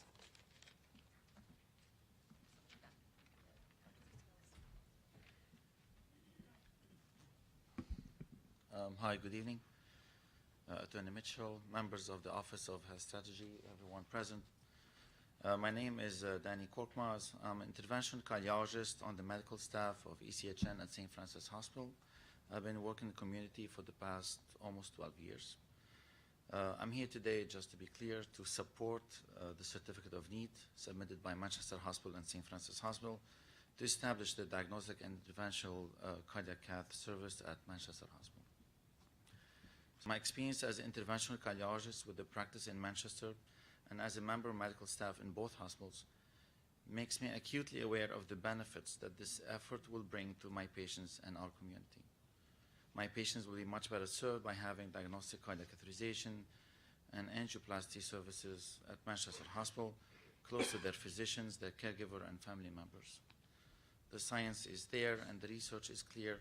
The selection and treatment protocols that we have developed for this program are best practices and will ensure the safety of our patients while providing needed access to cardiac care. The partnership with Manchester and St. Francis Hospital they are developing with the Hoffman Heart Institute and Vascular Institute is an ideal collaboration to satisfy the need for the service in Eastern Connecticut. Advances in cardiac cath makes these procedures safe and effective for patients and hospitals without an on-site backup surgery program, cardiac surgery that is. The diagnosis and treatment of heart disease for patients in our communities is an ongoing challenge, and I believe we can do more effectively and address this with a program that offers local access to life-saving treatments for patients with acute coronary syndromes, and local access to diagnostic and elective intervention procedures for patients having what remains to be number one cause of mortality, cardiac disease. I am confident that the coordination of care and standards of care will be exceptional and address an important health need. As a cardiologist and advocate for my patient, I strongly support the establishment of diagnostic and interventional cardiac cath at Manchester Hospital. I finally thank you for your consideration for this matter and for your time. Thank you for waiting and thank you for your comments. Thank you. Good afternoon. My name is Peter Adamo. That's A-D-A-M-O. I am the Chief Executive Officer of Waterbury Hospital in Waterbury, Connecticut. And I am going to testify to something other than all of the other brilliant minds in the room have done so far. I can tell you that in Waterbury, if you don't mind, I'm going to try to pull this up a little bit. There are two hospitals, St. Mary's and Waterbury Hospital. Between the two of us, we do roughly 800 cardiac catheterization procedures a year. Of that 800, roughly 100 are STEMI procedures, life-saving procedures for folks that are suffering acute heart attacks. 200 of these procedures result in open heart surgery. What's important about all of this is that we do this with a joint CON between two hospitals, Waterbury Hospital and St. Mary's Hospital, who coincidentally are part of the same system that is applying for this event here in Manchester. So I want to testify to the fact that in my year and a half as Chief Executive Officer at Waterbury Hospital, I can speak highly of the St. Mary's leadership team and how well we work together in Waterbury. I see no difference between the parent companies who work together now in Manchester and in Hartford to do the same sort of thing for their community. And I can attest for the outstanding leadership. So that's all I had to say. Thank you very much. Thank you for your comments.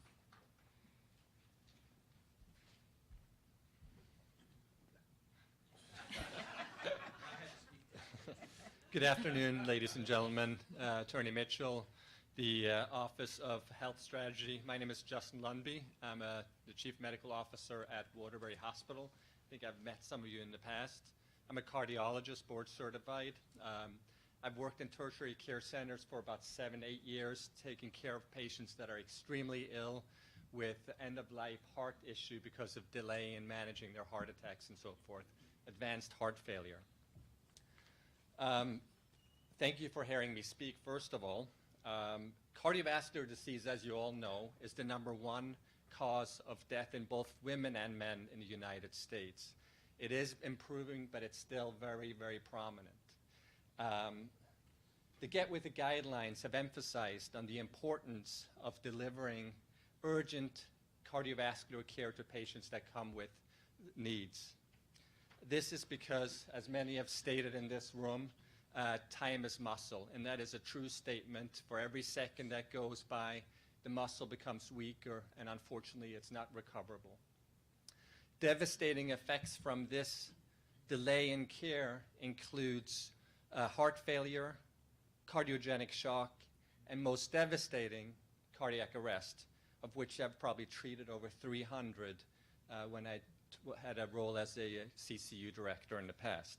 So with that, there has been a lot of emphasis on delivering urgent care. In fact, we all know of the door-to-balloon time initiatives, to Get With the guidelines from the American Heart Association, and the importance of this. We're trying to do everything that we can to get that time as short as possible. The only thing we can't fix is geographic gaps.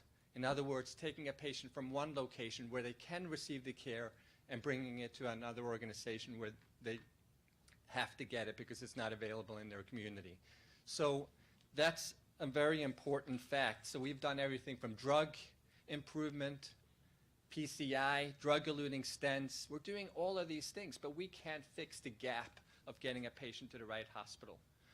So with that, the guidelines are endorsing delivering PCI, both elective and urgent, in organizations that do not have surgical backup. We don't have to dispute this. The literature is so clear on this. Since 2007, there's been hundreds of thousands of patient studies in both meta-analysis and randomized controlled trials looking at exactly this, to demonstrate that patients are safely cared for in organizations where there is not surgical backup. In fact, there is an improvement in survival in organizations where there's not surgical backup. Why is that? Because they have better protocols, they have more care for their patients, and they have processes to make sure they are not delivering inappropriate care, something that Manchester has done very well in preparing for. In closing, the guidelines endorse this. As a cardiologist, I endorse it. I've seen all the other consequences of this. And I am 100% in support of this effort, and I hope you are too. Thank you for your attention. Thank you for your comment. We're going to call Representative Rojas. Thank you. It's good height. I thought I was going to have to get a step stool after you. But good afternoon / evening. My name is Jason Rojas. I'm state representative from the 9th District, which includes parts of East Hartford and Manchester. Thank you for hosting this hearing today. It's interesting to be on the other side of a hearing. Feel free to cut me off anytime, Attorney Mitchell, as I do to everyone at our public hearings. But I mostly want to speak, I think, from the perspective of hearing from diverse voices from my district And often when I hear from constituents about issues that are of concern to them, they often revolve around healthcare. And I think the biggest decision I think you should consider in evaluating this application is really about access. And we know Manchester is a quickly growing community, going to be probably the largest suburb east of Hartford in the next 10 years. There's growth in South Windsor, there's growth in East Hartford, there's growth in Glastonbury, and certainly the demographics of our communities are changing, and there's a concern about access to quality health care and proximity to quality health care. And I think this is what this application will provide. If you look at our transit system in the area, it is not terribly efficient to try to get from Manchester to Hartford. Not a very far distance, but when you're riding a CT transit bus, it seems like forever when it takes you 2 hours to get to the nearest hospital. So to the extent that ECHN, in partnership with St. Francis Hospital, could provide this care for folks who live east of the river, in my community and all the communities in the region, I think it's for the better. It serves a public good, and I would encourage you to act favorably upon their application. Thank you. Thank you for your comment. At this time, we're going to ask a few of OHS's questions. We're not going to ask them all. We're going to break them up, and then we will get back to the public comment. Thank you.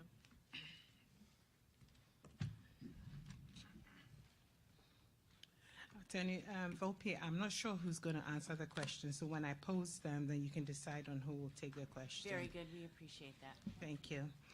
The first one is, explain why Manchester Hospital has chosen to apply for primary and elective PCI programs as opposed to just a primary PCI program.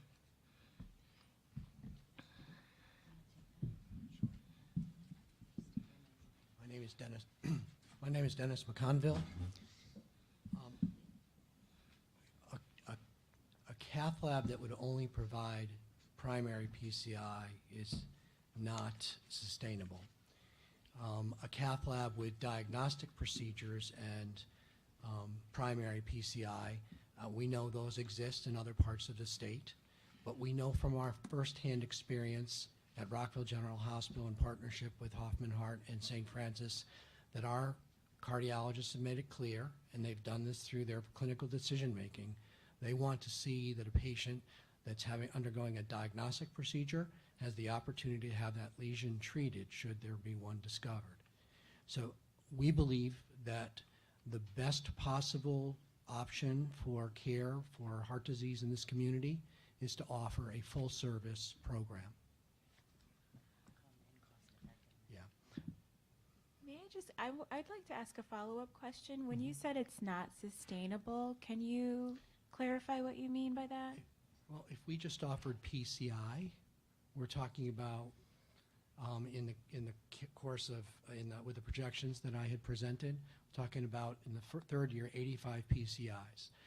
We have to train a staff that are skilled and experienced, and that volume of procedures needs to be accompanied by regular diagnostic procedures as well as other PCI procedures. We think that the best possible quality of the program will exist with all of the volumes that we have projected. It's about quality. It's about the cost of the care for these patients. And again, just doing 85 procedures we don't think is appropriate. Okay.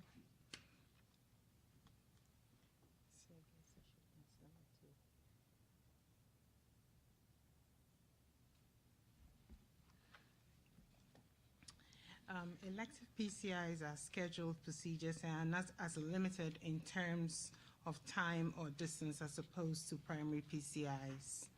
Why is there a need for an elective PCI program at the hospital, since patients can access any of the 5 providers in the North Central region, including Hartford and St. Francis Hospital, for their procedure within the ideal 48-hour treatment window?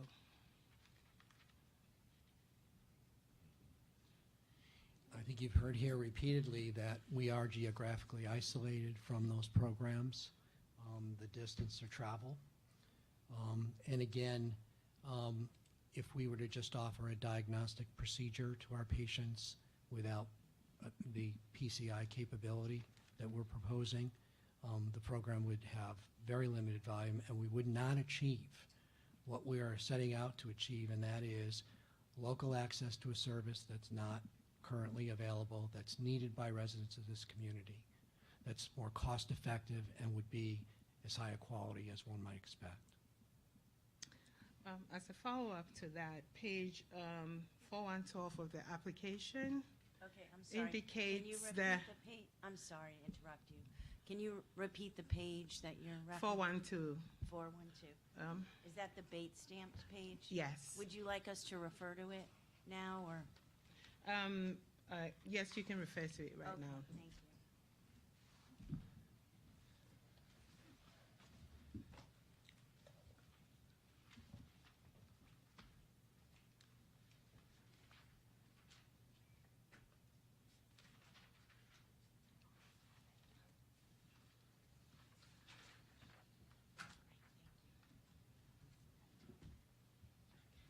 On that page is a definition of geographic isolation, which is,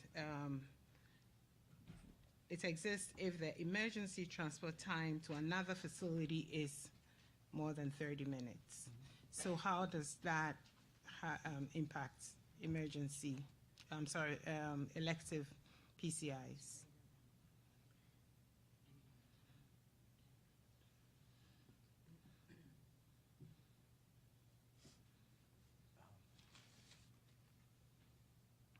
Excuse me, I'll be right there in a second.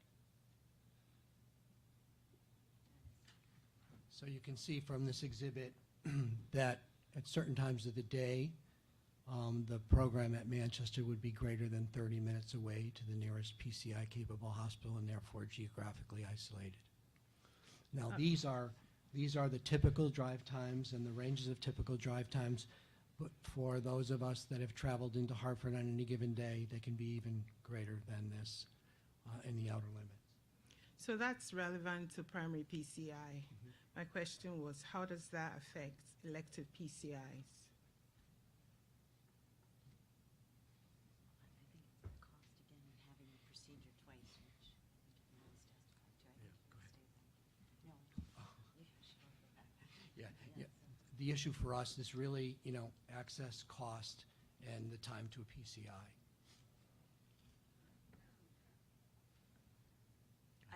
Yeah, I don't want to testify for my client, but I think he does want to we do want to point out that there were a number of cardiologists, professionals in the room that explained the importance of being able to offer that elective procedure at the time the patient is having their cardiac cath. It's the most cost-effective means of doing it, and it provides the best quality and outcomes. So I think it's important not to separate those out. I think if the department were taking the position that to have that procedure done at the same time they're having their cardiac cath would be considered an emergent procedure, then I think we're all, we would all agree. But if you're viewing that as an elective procedure, I think that the point is, in the literature, has documented, and there are a lot of medical professionals in the room that would attest to that. Again, we provided the statistic that 96% of the patients undergoing a diagnostic procedure would have their PCI procedure at that time of that test. They would not be recovered and put through another procedure. So to Attorney Volpe's point, if a lesion was found in the course of a diagnostic procedure, one could consider that an urgent condition for therapy. But the experts indicate there's 24 to 48 hours for the patients to receive the PCI if it's an elective. So that would incur that would mean a second procedure. That's correct. So that would be more costly, and it would expose the patient to the risks of a second interventional procedure, which we understand is not good practice. Okay. Thank you. Just two quick follow-up questions. Could you explain briefly what those risks and the likelihood of those risks with having a follow-up elective procedure would be? The risk in having it, yeah. Could you repeat the question again? Could you briefly explain what the risks for having a follow-up elective procedure to the primary PCI would be, and what the likelihood of those risks are? Yeah, there could be not necessarily classified as risks. There could be a procedure that's done, and when we do a procedure or an angiogram, we access the arteries, and then we have to stop the procedure, which means we have to either seal the artery or leave the sheath in and then transfer the patient emergently or on an expeditious manner. So those might be some of the considerations in terms of doing a diagnostic cath first. And then they have to restart the procedure again. So let's say we did seal the artery up in an institution that does not have a PCI capabilities, and said, well, we'll do this procedure on another day, then the first component of the procedure has to be repeated again, which means you have to re-access the artery again, you retake the pictures again, and then perform the procedure. So technically, that wouldn't necessarily qualify as a risk, necessary medical risk necessary, but it does lend itself to a repeat of that part of the procedure. It would require a duplication of some sort of that effort. Thank you. And it would increase the cost. I think that's an important key factor, I mean, for all healthcare stakeholders, right? Is cost as well as access.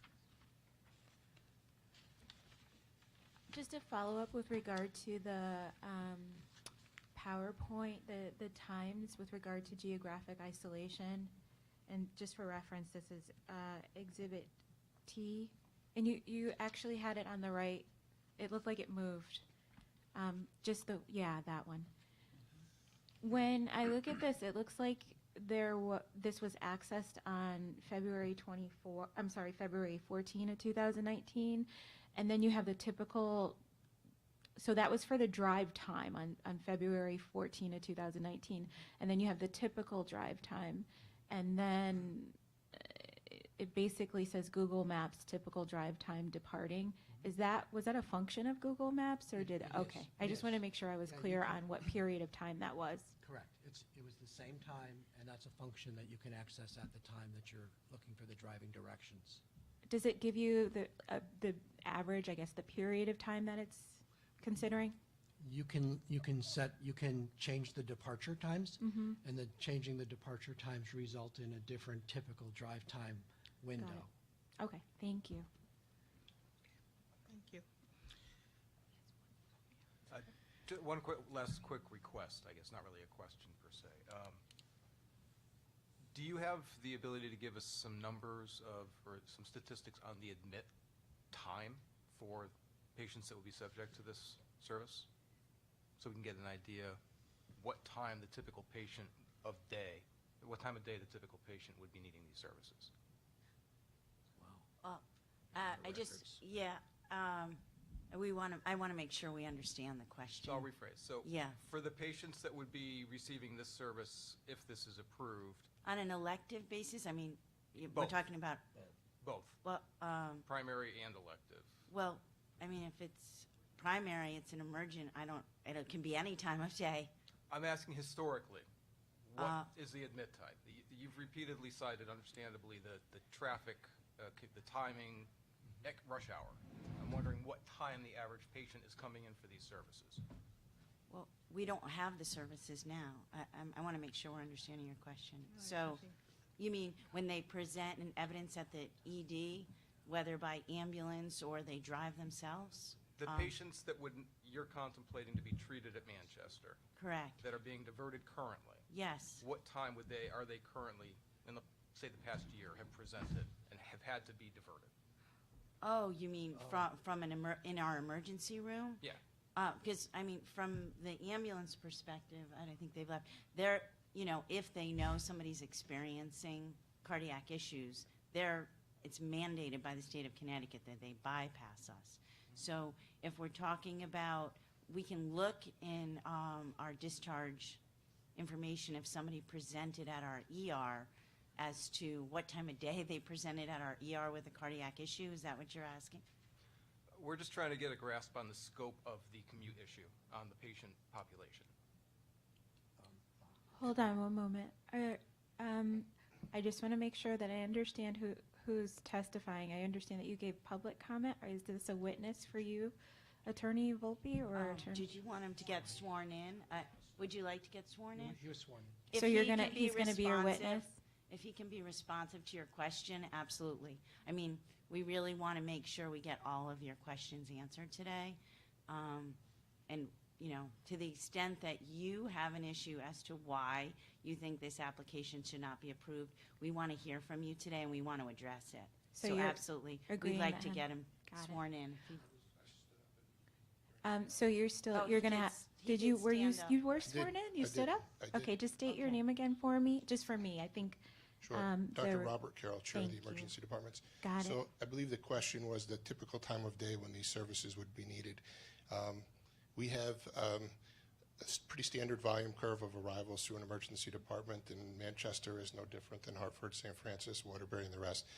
The arrivals start to increase around 7 a.m. They peak around 11 a.m., and they remain pretty steady state until about 7, 8 o'clock at night, where they start to dip down, and they nadir about 2 or 3 in the morning.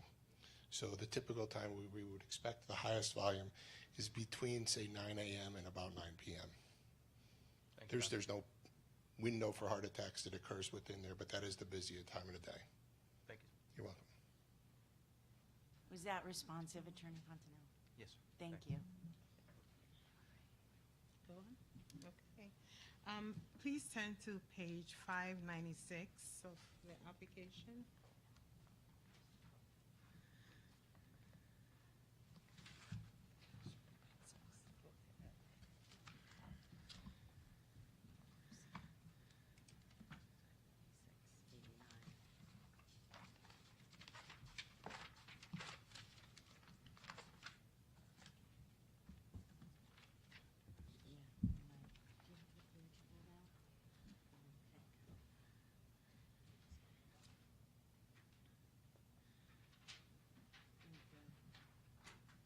Now, this is the guidelines, the expert guidelines, and it indicates that the PCI program without on-site surgery should be established only in areas where access to programs where surgical backup is lacking, and in competition with another PCI program in the same geographic area, particularly an established program with surgical backup, may not be in the best interest of the community. How do you reconcile that statement with your request to establish a primary and elective program within 30 minutes radius of Hartford and St. Francis? I mean, first, I guess we would dispute the fact that we're in the same geographic area. I mean, that's what a lot of the questions were before. But having said that, if you can repeat it, we'd like one of our medical experts to address it. Yeah, Joan Feldman on behalf of St. Francis Hospital and Medical Center. We're just going to take a second to review that page, and then we'll get back to you. While you're doing that, is it okay if we call someone up to give public comment? Sure. If you could just restate the question one more time, so as we're reviewing it, the doctor can focus on the answer.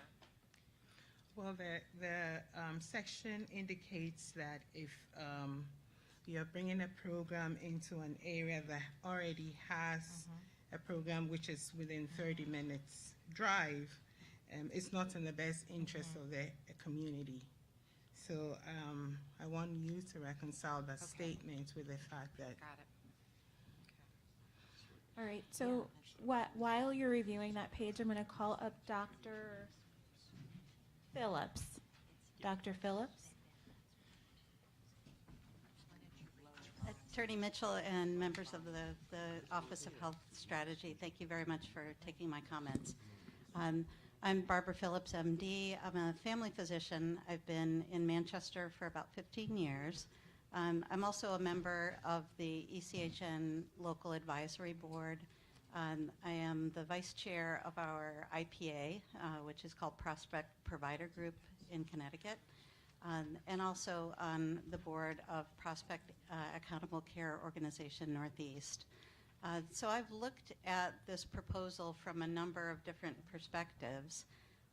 As a citizen, this is an important initiative to me. I lost my father when he was 57 from a heart attack.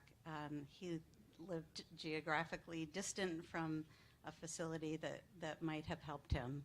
I have a passion for treating heart disease and preventive treatment for heart disease as a family physician.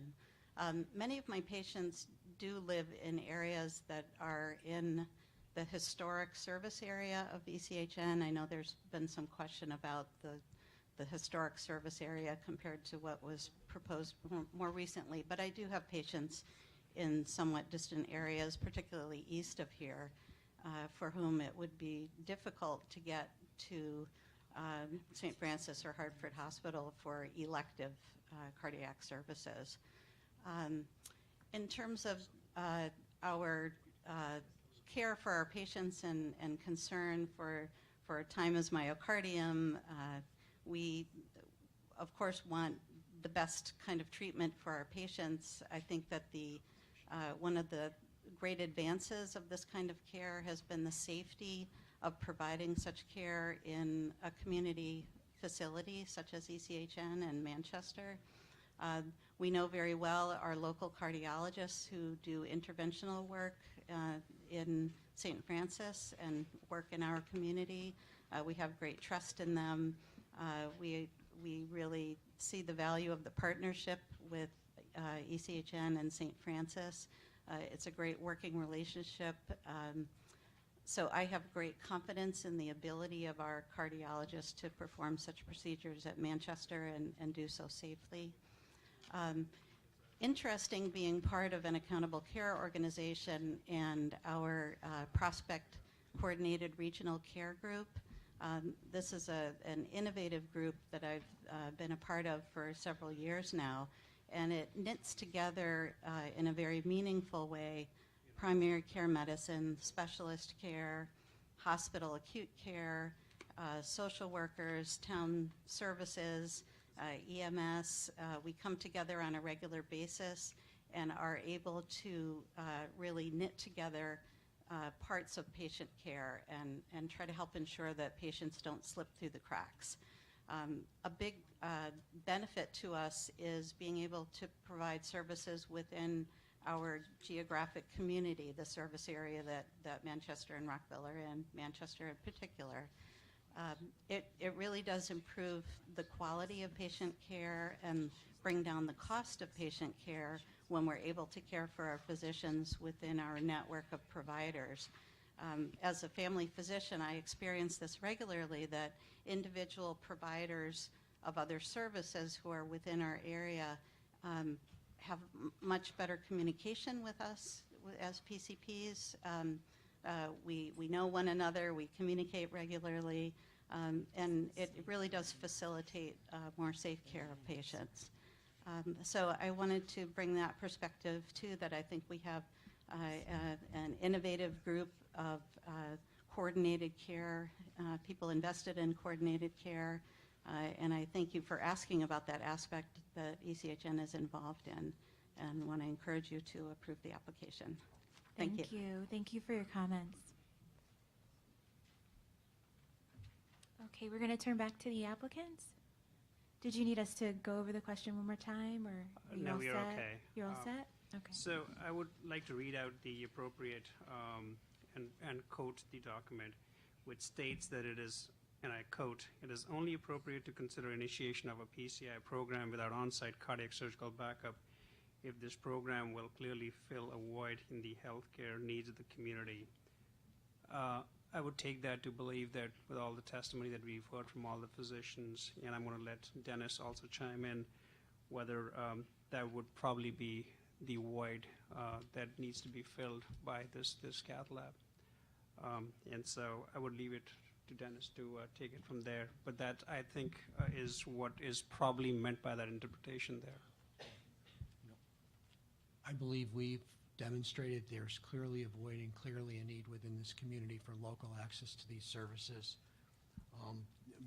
Beyond the 30-minute time frames that we've all been discussing here, I'd like to finish with, or state the next sentence that's in this section of the reference. Competition with another PCI program in the same geographic area, particularly an established program with surgical backup, may not be in the best interest of the community. We're here today with just such a program because both organizations feel that this is not about competition. This is about what's best for the community that we both serve here east of the river.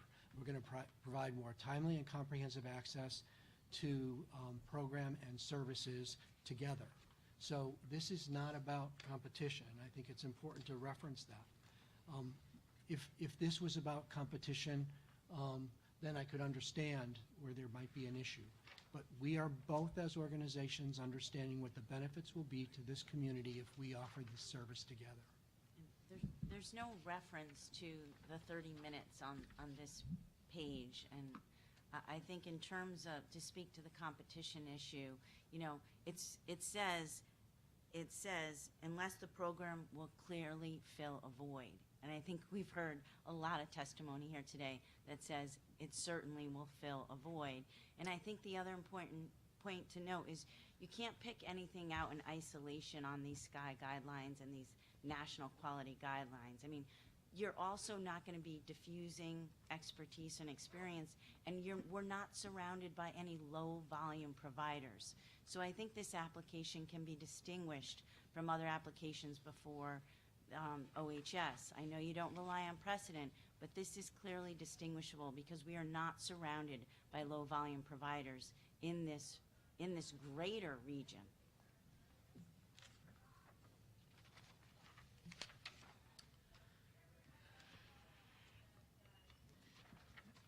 The patients in the area are currently receiving care in St. Francis or Hartford Hospital.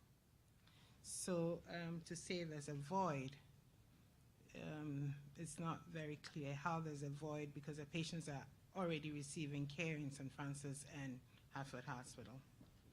So there's a burden to those patients to have to get their care at St. Francis and Hospital and Hartford Hospital, and you've heard plenty of testimony with respect to that already. But in the case of a patient who needs an emergent procedure for primary PCI, there is a void. There's an extra 30 minutes added onto the target to get these patients to a device and open that coronary artery. That is clearly a void. If it were me, and I live in Manchester, I want my care here. I don't want to risk another 30 minutes to get into the city for my care. And I don't think there's anybody in the room that would take a different position from that. Can I ask number 19?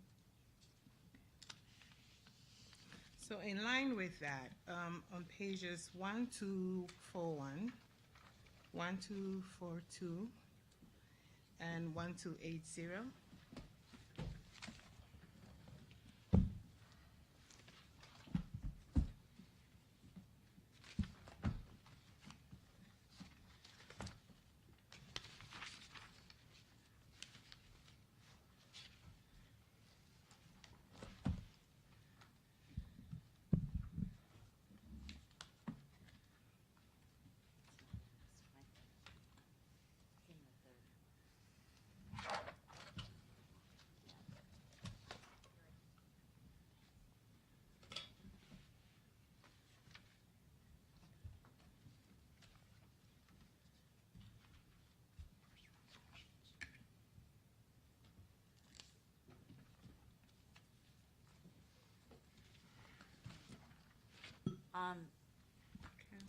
Is this from our completeness questions?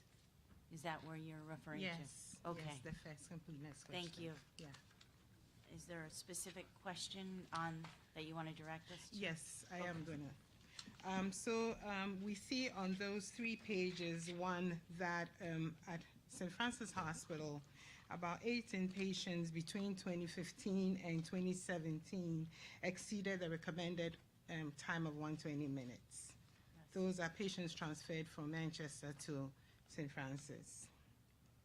Now, patients who also arrived directly at St. Francis Hospital, either by EMS or private auto, also exceeded the recommended 90 minutes. There were 8 in 2015, 2 in 16, and 2 in 17. Is it possible that even if Manchester had a primary PCI program, that the hospital could still exceed the recommended door-to balloon time? I don't believe so, Why? Why? because we are that much closer to the patients than patients that are traveling into Hartford for these procedures. You want to restate the question again, please? I want to make sure that I understand it clearly. I'm saying that transferred patients at St. Francis Hospital exceeded the time. So that's one of the arguments you're making, that you need a program at Manchester. Now, patients that arrive directly at Hartford Hospital, some of them also exceed the 90 minutes time, even though they're arriving directly at St. Francis Hospital. There's always the chance, but I do not believe that would be the norm. You know, of the 280 patients who received primary PCI at St. Francis over those 3 fiscal years, 12 patients exceeded the 90-minute time frame. I don't know by how much. In the course of that same time period, for the patients that were transported from Manchester and Rockville hospitals to St. Francis for PCI, 71 patients in total. We had 19 patients that were beyond 120 minutes. So clearly, by having closer access to this program, more patients will receive their care in a more timely manner.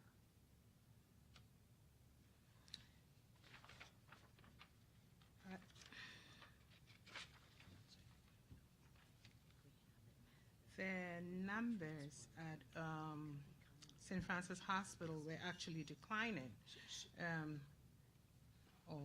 They're pretty steady. In 2015, Yeah, can you let on us know page, what you I'm were- sorry, yeah, page where are you referring? 1280, 1280. 1280.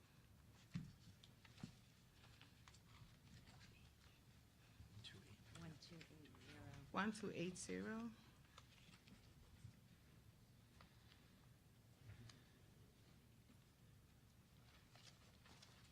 So there was improvements. Yeah, so there is some incremental improvement, but we're still using 120-minute door-to-balloon time. Patients deserve 90 minutes. They deserve the same target that the experts agree patients should be subjected to.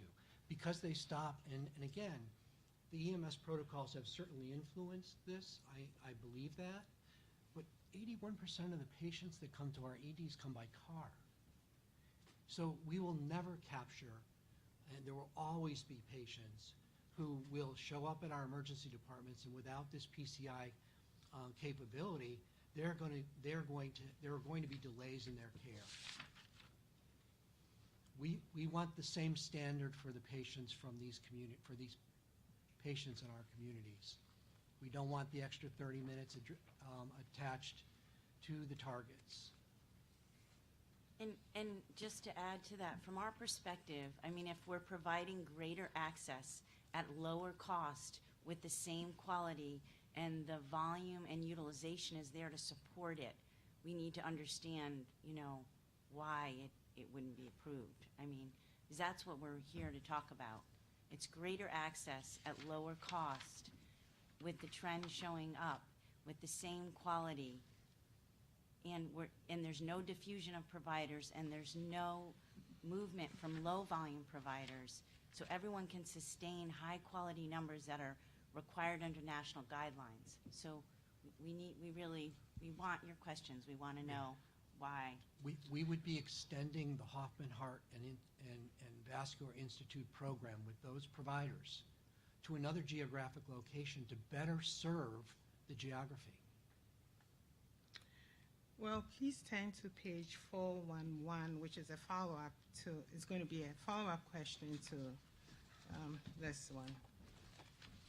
Page 411.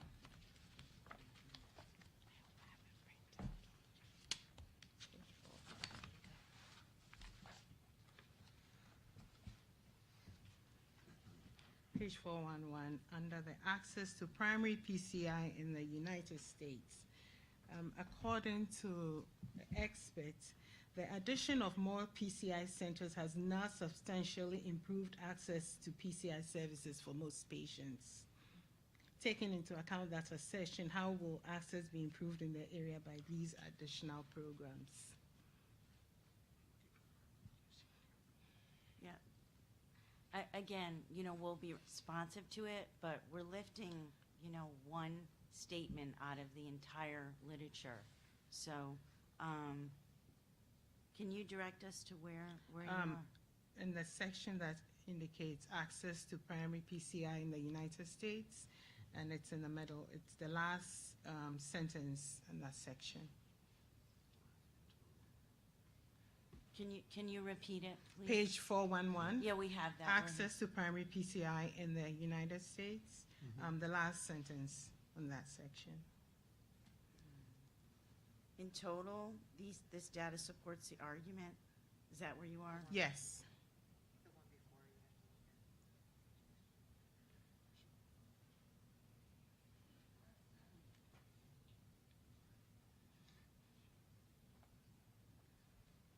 Well, again, that may be more programs with lower volume numbers without utilization to support it. I think what was put forth today and in the 3,000 pages that were submitted, we don't have a situation where there isn't the utilization and the trend in Connecticut, in the geographic region, to diffuse it. So the sentence before says, finally, Horowitz et al. Showed that hospitals are more likely to introduce new invasive cardiac services when neighboring hospitals already offer such services, and confirmed that the increase in the number of hospitals offering invasive services has not led to a corresponding increase in geographic access. That's not the case here. We're going to increase the geographic access to these services for patients. But your application shows a shift in volume, patients receiving access from at St. Francis and Hartford being shifted back to Manchester Hospital. Not enough volume to impact those programs negatively. No, but it's still Okay. a shift in volume. It's a shift in volume and an improvement in the response times for patients. And we expect better clinical outcomes for patient, a better opportunity for patients to get their treatment more expeditiously. We are basically taking the geography. We are reallocating the resources through that geography in this partnership with St. Francis, providing better door-to-balloon times, better response times for patients with the same program, same providers, same with very careful clinical protocols for those patients that are getting elective procedures. We're essentially creating a better network of care for patients with cardiac disease. And at the same time, there is a lower cost to the system for the care for these patients. So if you can get the same care and quality of care locally, and even improved upon care for those patients that are in emergent situations, from an established, well-regarded, highly awarded system, why would you not support that? Thank you. Yes. So could I just, Yes, Okay. you can follow up. all right. So it seems we're arguing about 30 or 40 minutes, right? And we can sit here and argue about our times being 42 minutes, right? And I could argue the point of the 30 minutes. So I'm assuming by your question, your position is that why don't we just let it continue to go to St. Francis and Hartford? Is that a fair statement? It's not a position, no. It was just based on the evidence, Okay. the evidential guidelines. We were just asking But I follow-up think questions. the issue is that, Michael Collins, sorry. So you heard at least 7 cardiologists and emergency room physicians talk about time as muscle. So the questions lead me to believe, and you can correct me if I'm wrong, that it's okay to extend the transport time from Manchester to downtown Hartford by 30 minutes. And what we're saying, well, okay. No, that's not what we're saying. We're just asking questions based on the Okay. guidelines. But I do think you heard what we've said repeatedly, right? It is lower cost, right? And it will be quicker access because you're removing transport time. Okay. Thank you for Thank your comments. May I add, this is Dennis McConville. With respect to the shift in volume, we are here today with the provider for these services, the leading provider for these services in these towns. They perform 65% of these procedures already for residents here. They're here with us because they understand that this is a better delivery system. And the impact on their organization is not going to result in lower quality, and it's only going to improve not only access but cost. So in terms of the shift, we have a partner here that's saying we understand there'll be a shift, and the largest shift is going to come from our organization. But we're here because this is a better system and a better delivery of care, with better outcomes for our patients. There are patients now. Thank you. All right, so we are going to take a brief 10-minute break, and then when we come back, we are going to follow up with more public comment, and then we'll go back to OHS's questions.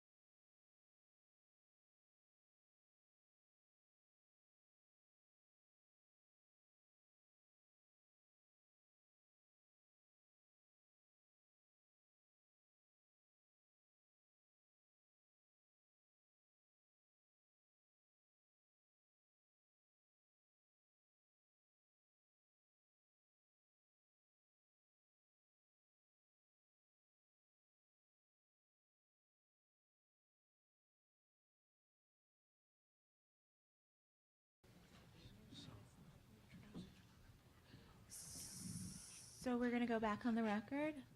At this time, we're going to take the remaining four people that have come to render public comment, and Ms. Greer will call them up in the order that they signed up. Just make sure that you pay attention to the 3-minute time limit. If not, I'll give you a gentle reminder. Thanks. Donna Daniels, Ann Turkington, Linda Grad, and James McLaughlin. If you could come and have a seat up here in that order. And when Juliet gets up and walks, that's your 15-second warning. Does everybody know who Juliet is? Juliet, waving her hand in the corner.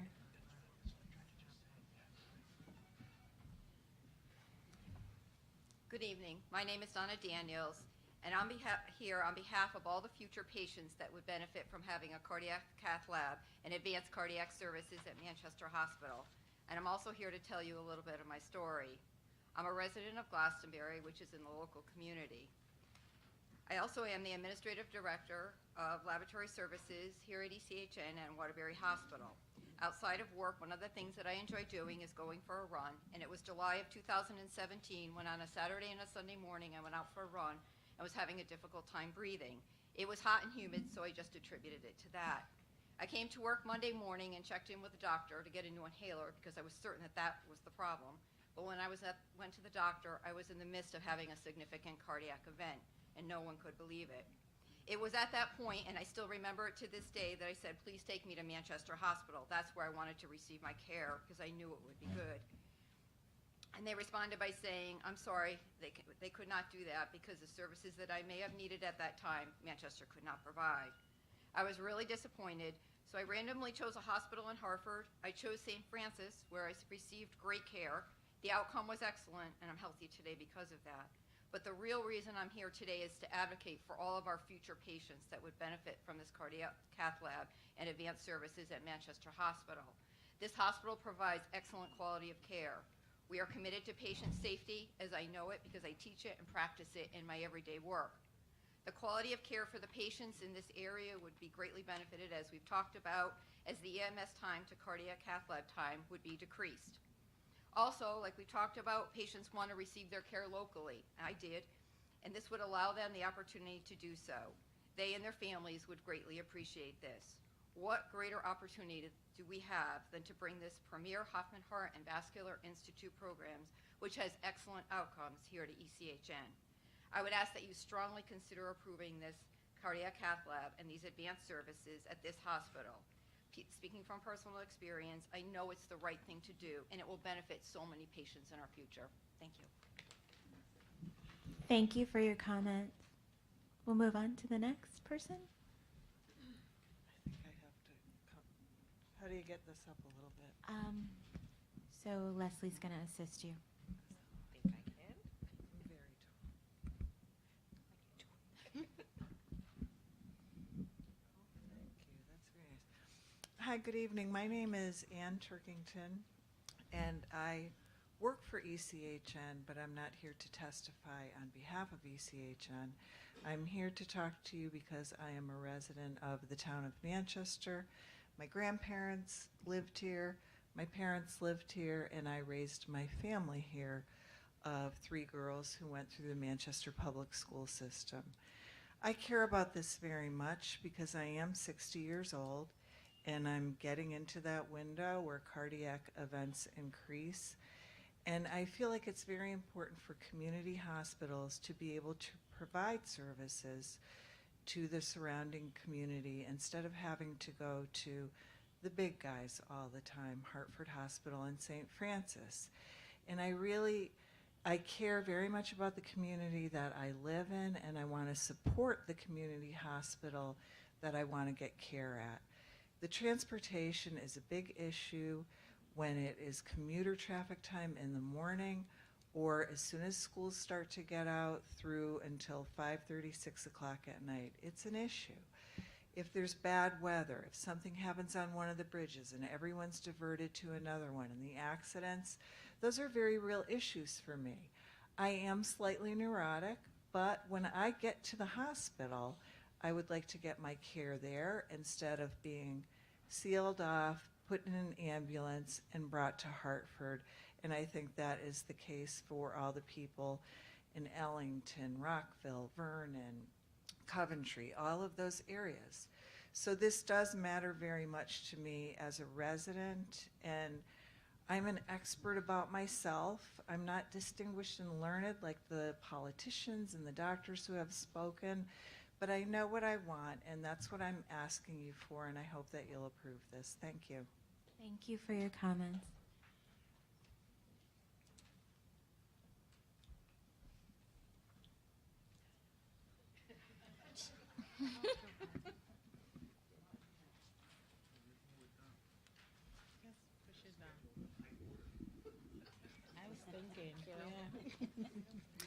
Hi, my name is Linda Grad, and I'm here as a resident of Manchester.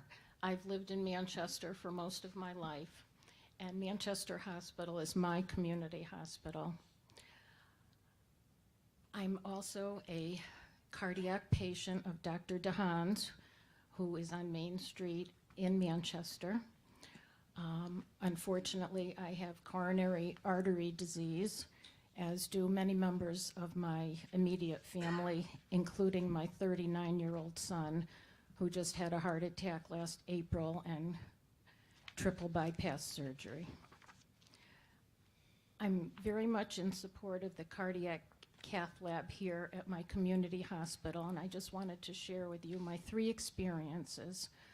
In 1996, I had a heart attack while at home and went by ambulance with the sirens on and everything to the emergency room at Manchester Hospital. They were able to give me the drug TPA to bust the clot I had, and I was in intensive care for several hours. When I was transported to St. Francis Hospital, there I had an angiogram in their lab, and it was followed by triple bypass surgery.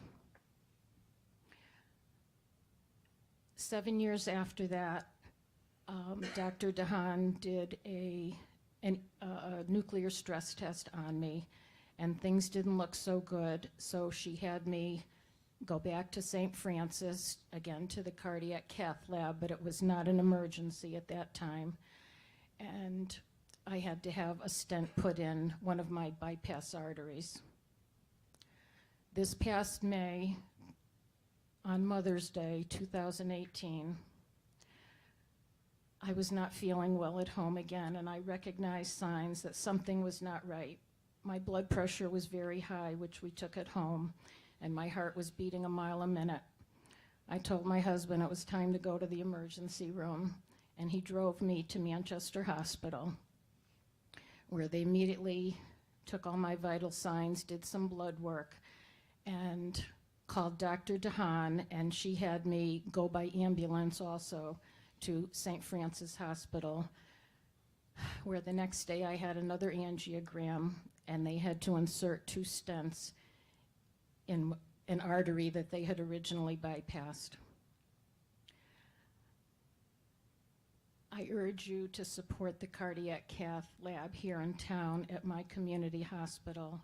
Time is of the essence. Unfortunately, I do have some heart damage from my first heart attack. I'm doing pretty well after the second heart attack. I did all my cardiac rehab here in Manchester. I applaud both hospitals for the care that they gave me, and the EMTs were fabulous. Thank you so much. Thank you for your comments. Thank you.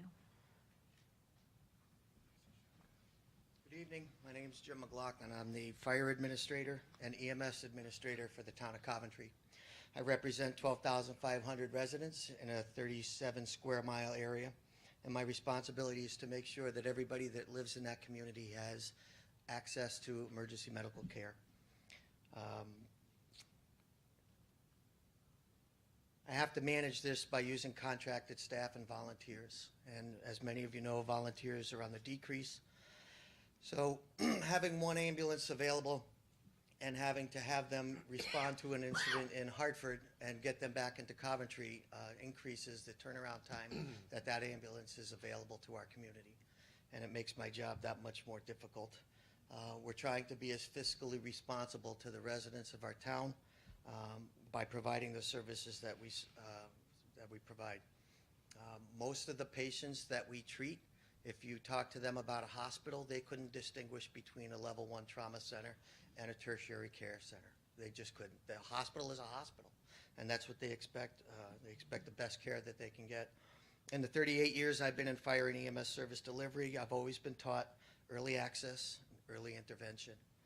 So representing the folks from Coventry, the best way to get them early access and early intervention is to get them to the closest hospital that can provide these services. So I'm here to express my support for the proposal by Eastern Connecticut Health Network and St. Francis Hospital to establish diagnostic and interventional cardiac services at Manchester Memorial Hospital. This proposal will bring significant benefit to the residents of Coventry. Reducing the time to treatment for patients with coronary heart disease supports best practices and better outcomes for these patients.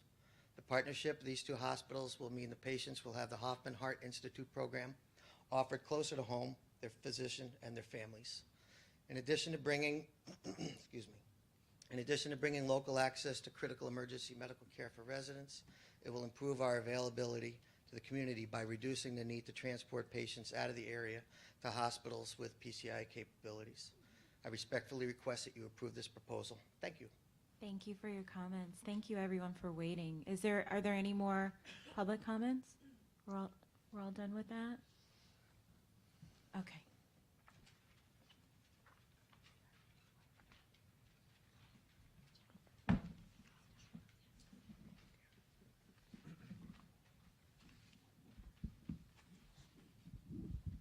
Thanks for your patience. Just a few more questions. One concerns the staff at this. I just want to make sure I understood the staffing. Will St. Francis providers be giving support for the proposed center? So currently we have some of the interventional cardiologists from Manchester Hospital that have also privileges at St. Francis Hospital. And they come over to St. Francis Hospital and do procedures there, including participate in angioplasty call at St. Francis Hospital as a part of being on staff. The proposal for staff coverage would include the same physicians who have PCI privileges at St. Francis Hospital take calls for emergent PCIs here as well. And similarly, they would also be the same folks who would do elective PCIs and diagnostic catheterizations at Manchester Hospital. But the pool of people that would do this would be the same folks currently that we know of who are going to be at St. Francis Hospital. And then, do you have anything to add? May I just add, this is Dennis McConville. In our application, we provided a schedule that shows that there would be no overlap or conflicts with the on-call schedule. There would be sufficient interventionalists available for emergencies at Manchester and at St. Francis. And just to add to that, and there would be other physicians at St. Francis Hospital who have shown interest in being available for primary PCI here at Manchester Hospital. And as a part of the request by UHS, that list of physicians was made available, including their residential address in terms of how far they live from Manchester Hospital, should they be on call, and how quickly would they be available for performing PCIs. So that's a part of the document that's already in the application process. Thank you. And then just one kind of related question is, a couple of the speakers had commented on the follow-up care and the inconvenience to go into Hartford for the weeks and months of care that's necessitated after an event. Would these patients be able to receive the care in Manchester, in the community, even if it's not a Manchester provider that does the intervention? It would be, yes, they would. Okay. Right. We have sufficient numbers of cardiologists with practices in the community that are essentially serving the population of this region. If you look at medical staffing, cardiologist medical staffing, far and away, the numbers of providers that are located in these communities are associated on the staff of ECHN. Thank you.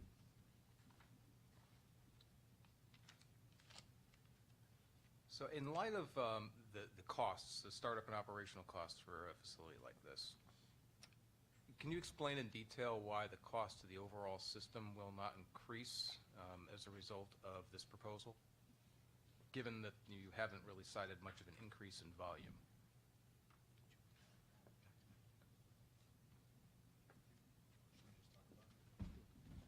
We may just have 2 minutes to confirm. Of course. We're going to go off the record just for a few moments.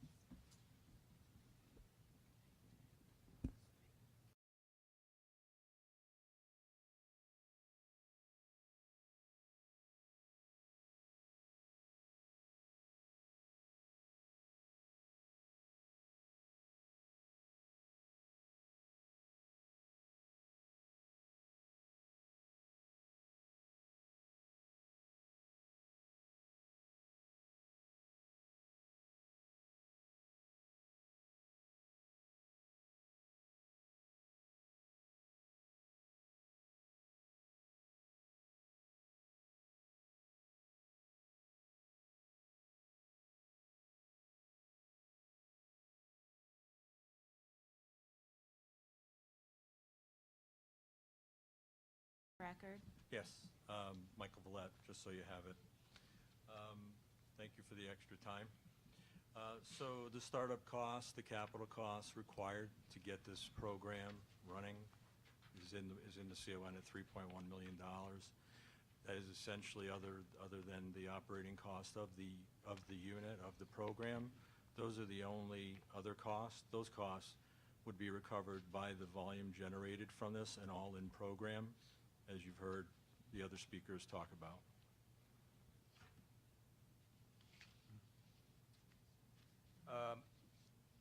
Are the reimbursement rates expected to increase for the services, or are they going to remain? Let me restate this, sorry. Is there approximate equivalence in the reimbursement between the two hospitals at this point for this service? And is there an expectation that your reimbursement will increase or will be higher than the current cost at St. Francis if the service is provided in Manchester?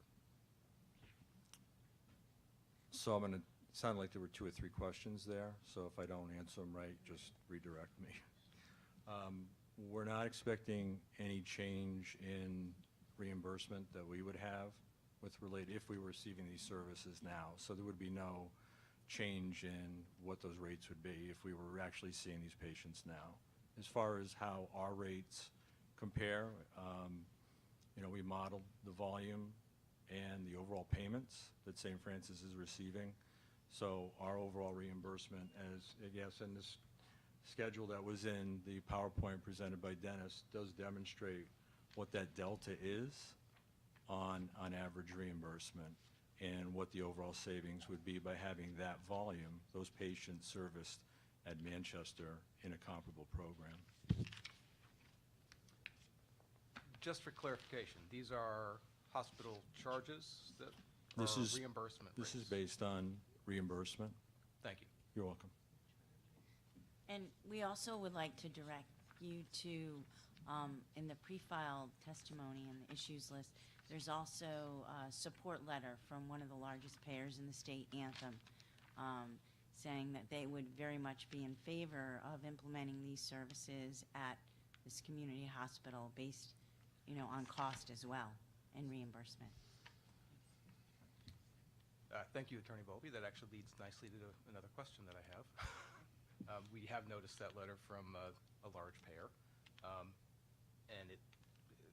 Have there been discussions with them about the addition of this service and possible reimbursement that anyone knows of?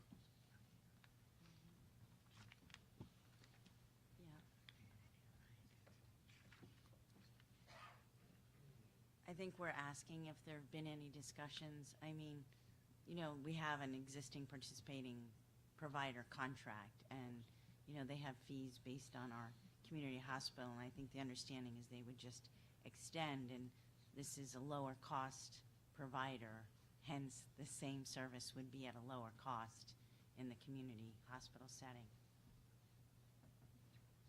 Thanks. Have there been any discussions on reimbursement? I can't answer that directly.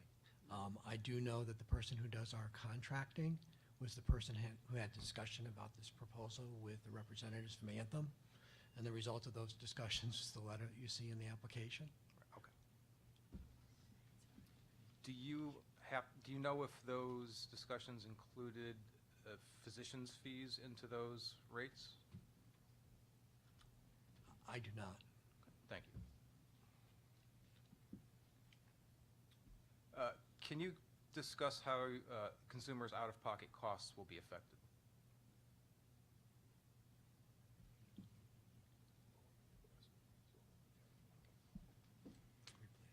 Yeah, that's what I think we would say too.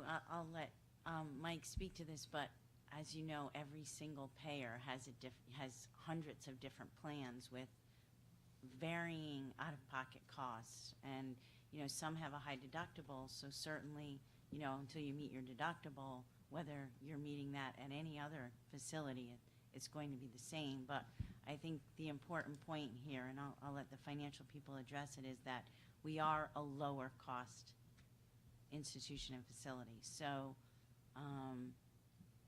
you know, but to the extent that they have a deductible, they have a deductible, irrespective of where they would go, right? So. Yeah, Mike Villette here again. I wouldn't change or rephrase what Attorney Volpe just responded to. Again, I think the best answer that I could provide is that the overall cost would be lower. Thank you. And, you know, we would just also add that based on some of the regional care models, which we've talked about and you've asked in the issue list, I mean, that would actually help patients and all healthcare stakeholders if we're keeping it within some sort of global, bundled payment, caring for the patient within a network. So that also may reduce out-of-pocket costs for a patient, possibly. Thank you for that. Will there be facility fees associated with this service, independent of the professional cost? Yes, they would cover the cost of, the operations and the standby cost of the laboratory. There would have to be. No different than the emergency room or the operating room.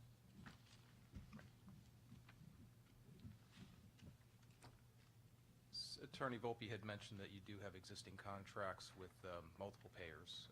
Do any of them contemplate or include provisions for this service? Or it sounds like you're in discussion. Gina was sworn in earlier. I remember. So, just state your name. So my name is Gina Klein. So in terms of the existing managed care contracts, for the specific cardiac services that we're talking about in this application, there is not a specific provision in the managed care contracts. However, all the contracts are set up with a blanket base rate, DRG case rate, where it says this is the base rate that we're using, and we apply it to the DRG weight to calculate what the reimbursement would be for this particular service.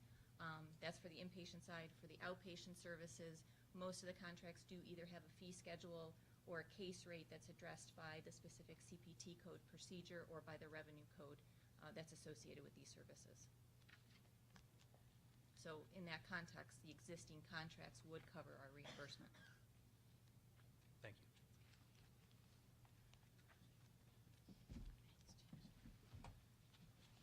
Would you be able to provide us with a list of all the existing contracts with managed care organizations that you have?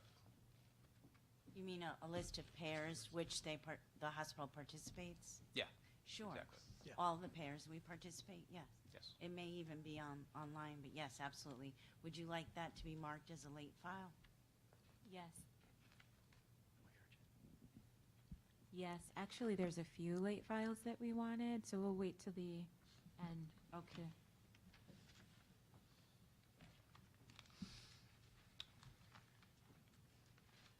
Can we go off the record just for 2 more minutes? We just want to make sure that we have asked all the questions that we need to ask. Just 2 minutes.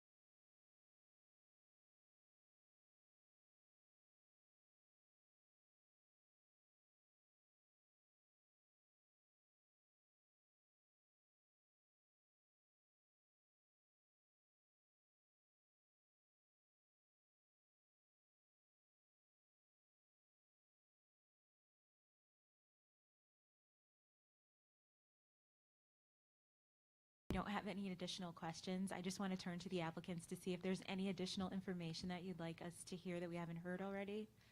Yes, if we can make a closing statement, Dennis would like to make a very brief closing statement. And, you know, the other thing we wanted you to consider, and it was discussed even with St. Francis here, is that we do want you to have it viewed as really an extension. You know, this program is really an extension of St. Francis's program as well. And really to take into account the aging population and the trend. I mean, there was a dip in the state levels of this service, but we've seen it, you know, start to climb up. So, and I think, Dennis, if you would indulge us, would just like to make a few closing remarks.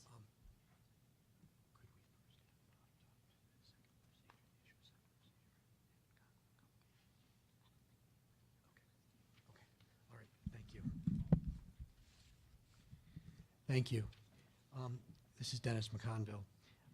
ECHN is a responsible organization that's continued to actively address health needs of the communities east of the Connecticut River.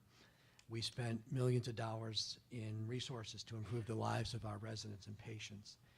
With a continued shortage of primary care physicians, we started a graduate medical education program to train primary care physicians in our community with the goal of them staying to serve these communities.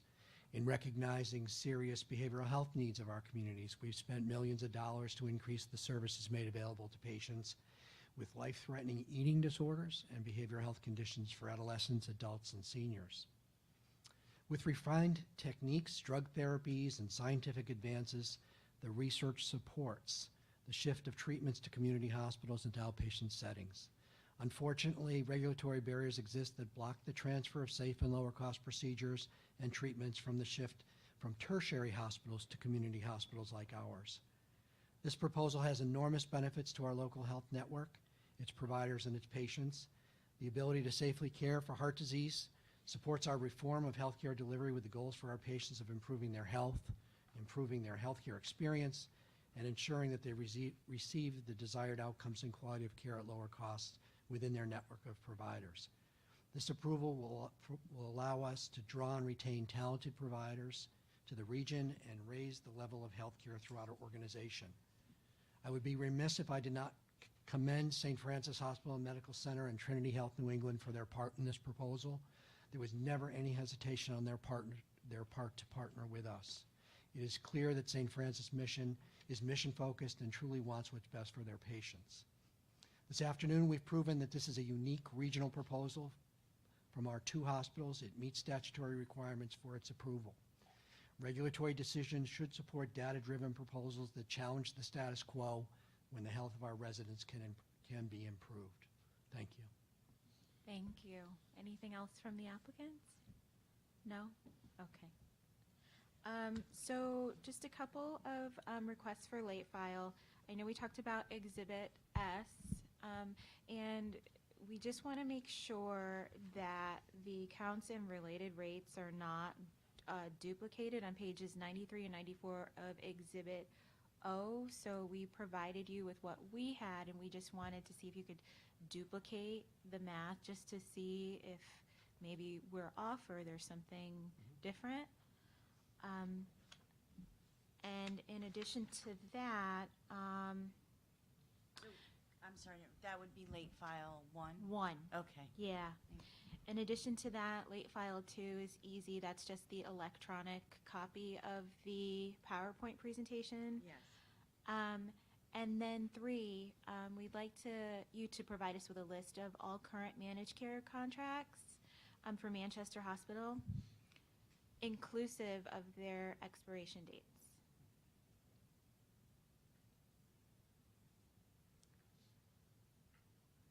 Okay, so if some don't expire and they evergreen, we'll just note that. Okay.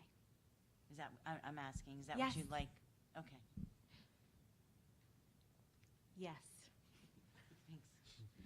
And how long do you think that you need in order to provide everything? Would you like to do it all at once?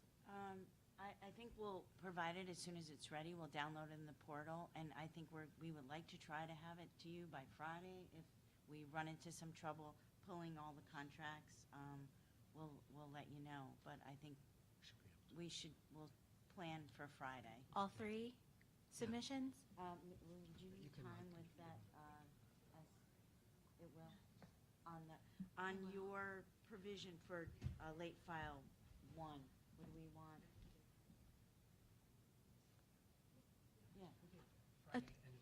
Yeah, Friday, the end of the day, Friday. Are you sure you don't need a couple of extra days? If once we get into looking at the exhibit S you provided, if it appears it's going to take longer, we'll get right in touch with you. But we're going to plan for Friday. Why don't I just go ahead and give you the extra cushion now? So what about if we say a week from today, just in case, so then if you get it to us earlier, that's fine. So it's our understanding, just in terms of closing the record, then it won't close until the late files have been submitted. It won't, and then we also leave the record open for a week for public comment, just in the normal course of business. Would we need more time? No. No, would we need beyond Friday? No. So we're going to go ahead and get it done and we appreciate the extra week, but I think, our preference is that we would have these late files 1, 2, and 3 submitted before close of business on Friday. Okay, so that's fine, but the record will still stay open until March 6th for any additional public comment. Understood. Okay. Anything else, though, from the applicants? No? All right, thank you, everybody, for your time and your patience with us. I appreciate all of the testimony and the comments that were made, and we are adjourned. Thank you. Thanks. Thank you.